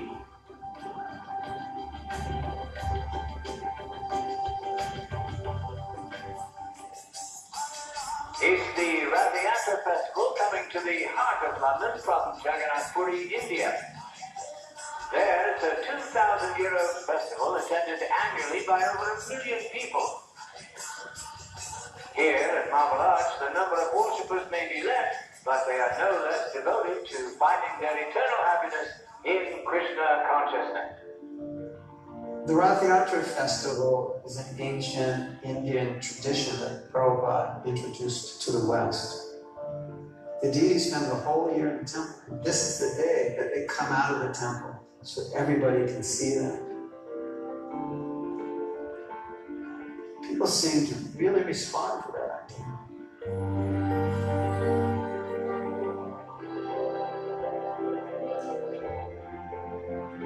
It was a victory for Prabhupada, this Rathayatra going right down like the main byways there in London to Trafalgar Square. And he just danced and walked the entire way. This was conquering London, conquered the British. When he was young, when he first met his spiritual master, he was into the Gandhi movement. He wasn't into British rule. So now he came and took over Britain.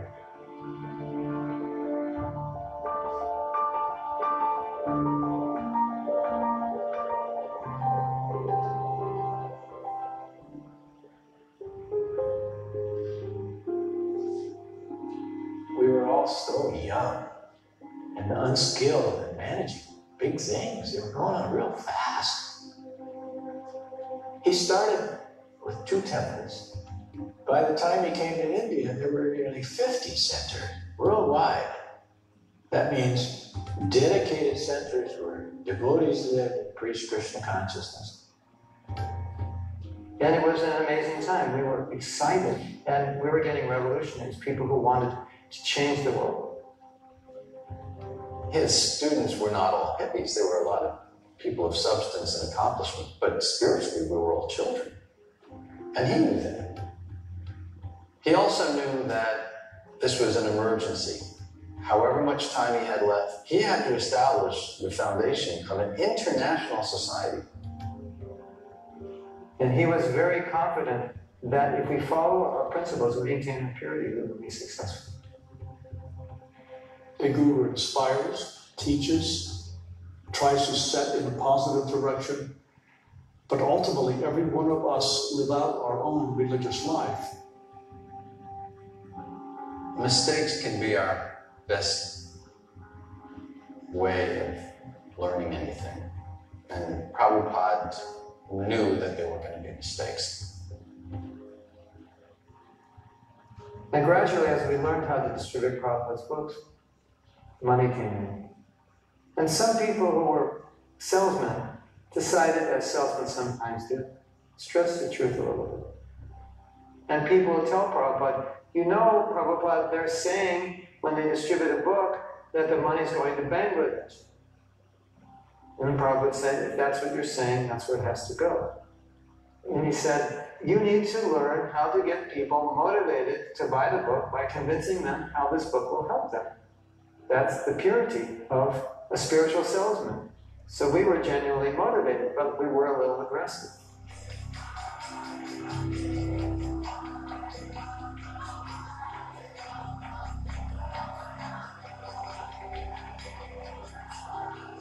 Many would consider members of the Hare Krishna sect to be little more than a noisy nuisance. They've been labelled dangerous religious fanatics and lumped together with cults. But the Krishnas say they're simply misunderstood. They are the mafia of the religious world. As a matter of fact, they have ties to the organized programs in the United States. Now, that's a serious charge. Are you saying that crime is an organized program of the Hare Krishna? Yes. The scholars called it the NRMs, the New Religious Movement. The story you're about to see is a parent's nightmare, the story of a family whose daughter disappeared. When they finally found her, they had to fight just to get to talk with her because she had joined a cult. Thousands and thousands of young people leaving their former religions and joining the NRMs. The parents and the religious leaders, there was a tremendous backlash. Cheryl Zimmerer is 18. She tried university and a job in Treasury before leaving both to join the sect a few months ago. Today, after her initiation by the spiritual master, she says she's found true happiness. But her mother and her aunt are not so sure. She's given up university to do this, given up everything, she's not working. And I can't see teaching at all. What's any time? It's worried. In fact, all the things you're saying are largely due to brainwashing. Are you worried that she's worried? I'm not worried that she's worried, but I don't think she's looking. These parents became alarmed. They're actually kidnapping people. You'd be walking in the street and they would just throw you in the car. And they'd say, your parents are in the car behind us. We need to talk to you. And they'd put you in a hotel. Parents were hiring people who would kidnap us and try to deprogram us. So there was a whole business started of deprogramming. You think that these groups have techniques of mind control that you feel are dangerous? Yes, Hare Krishna is one of the main ones. And they use the same technique. It's no different from Guyana. Jim Jones is no different from Hitler. The anti-cult movement developed this theory that anybody that would join one of these movements could not possibly have done so voluntarily. It had to be the victim of mind control, that they were brainwashed. And of course, Prabhupada admitted many times, yes, we are brainwashing. The brain is very dirty and we are cleaning it. This was the case, People versus Murphy.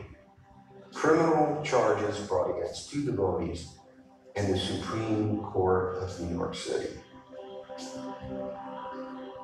This was an attack on everything that we stand for, on the fundamental principles of the Bhagavad Gita, that the Bhagavad Gita is a tool of mind control.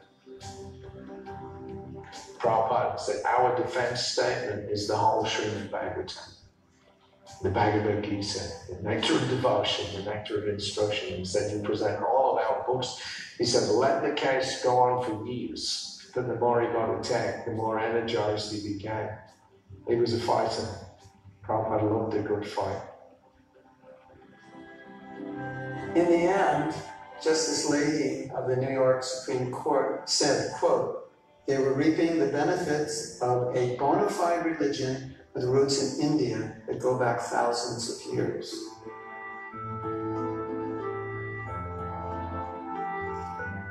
We have a right, an absolute right in this country to believe in anything that we want.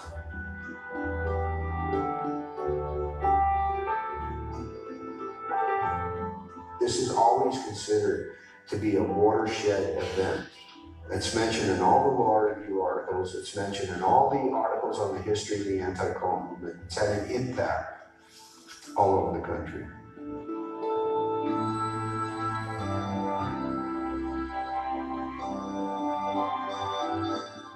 You know that was a big victory for Prabhupada.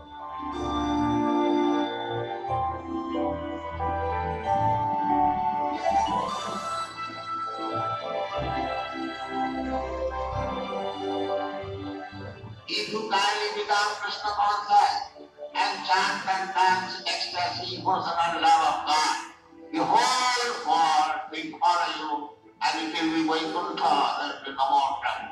Thank you very much.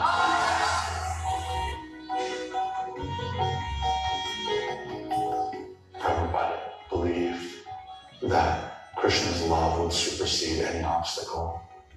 The idea that God's love is more powerful than anything else, and that it will come like a tsunami down the street.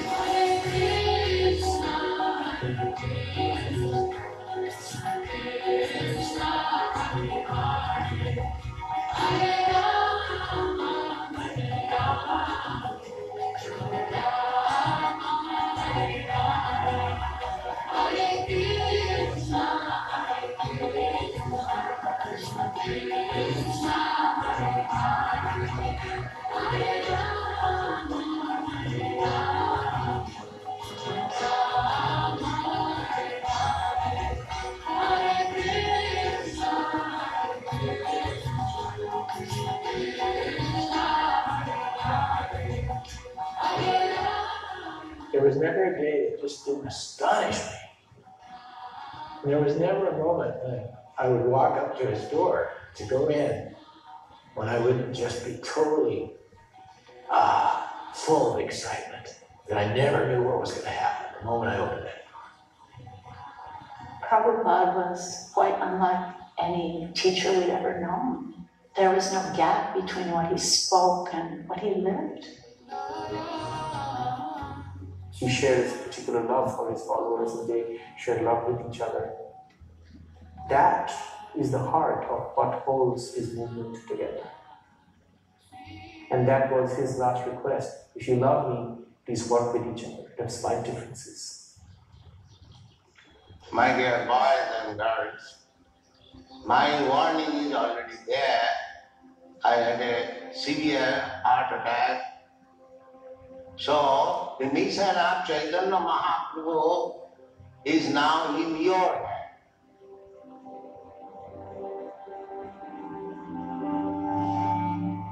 Here I am sitting, but my heart is always hankering after the now that we will pray.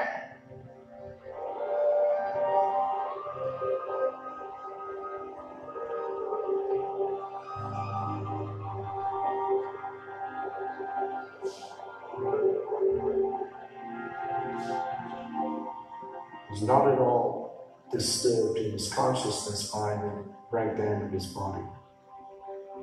You could see he is a person that really understands he's not this body. I was there when he was still translating the Bhagavatam 2 weeks before he left the planet.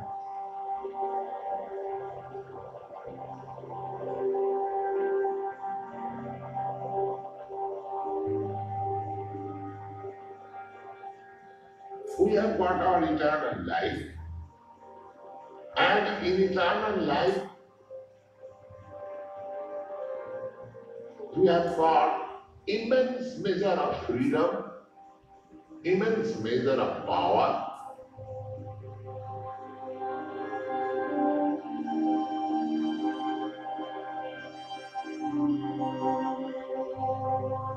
I came to your country single-handed with this pair of symbol.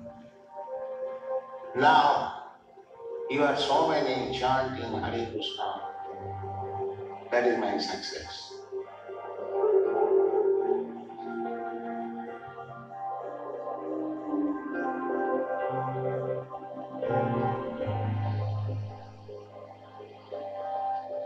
Everything active movement when the Supreme this contentment is pure.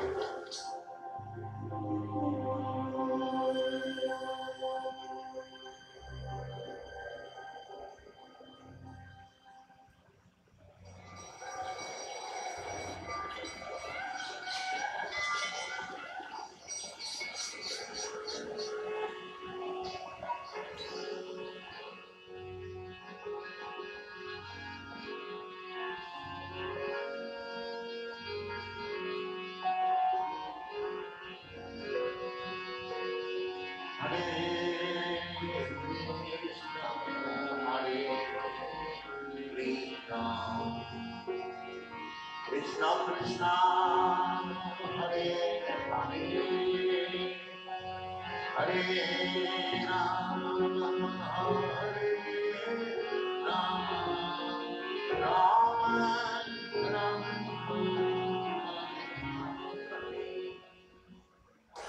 Hare Krishna,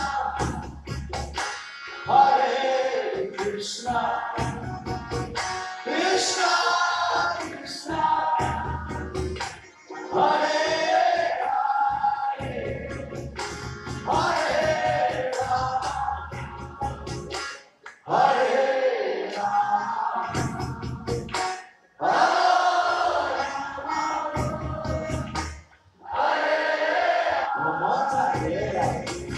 Hare Krishna, Hare Krishna.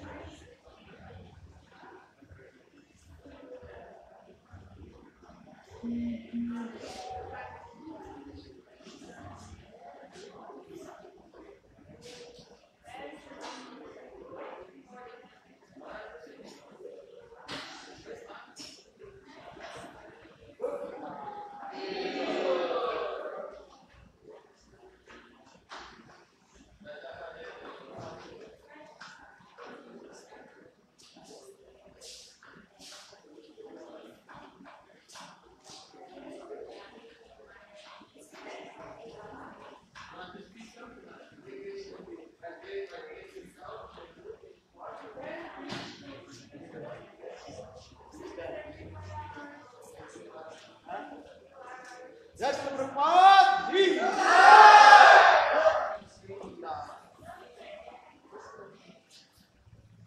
Oi.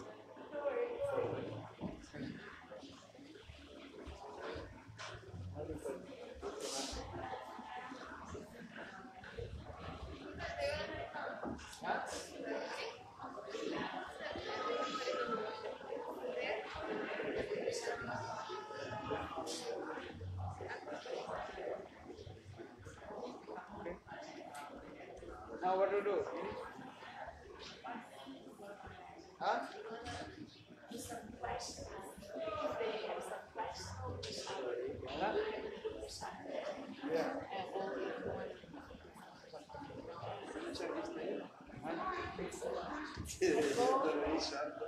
Eu agradeço a todos por ter vindo no filme e a gente vai servir ali fora um pedacinho de torta vegetariana e umas bolinhas doces ali no saguão do norte.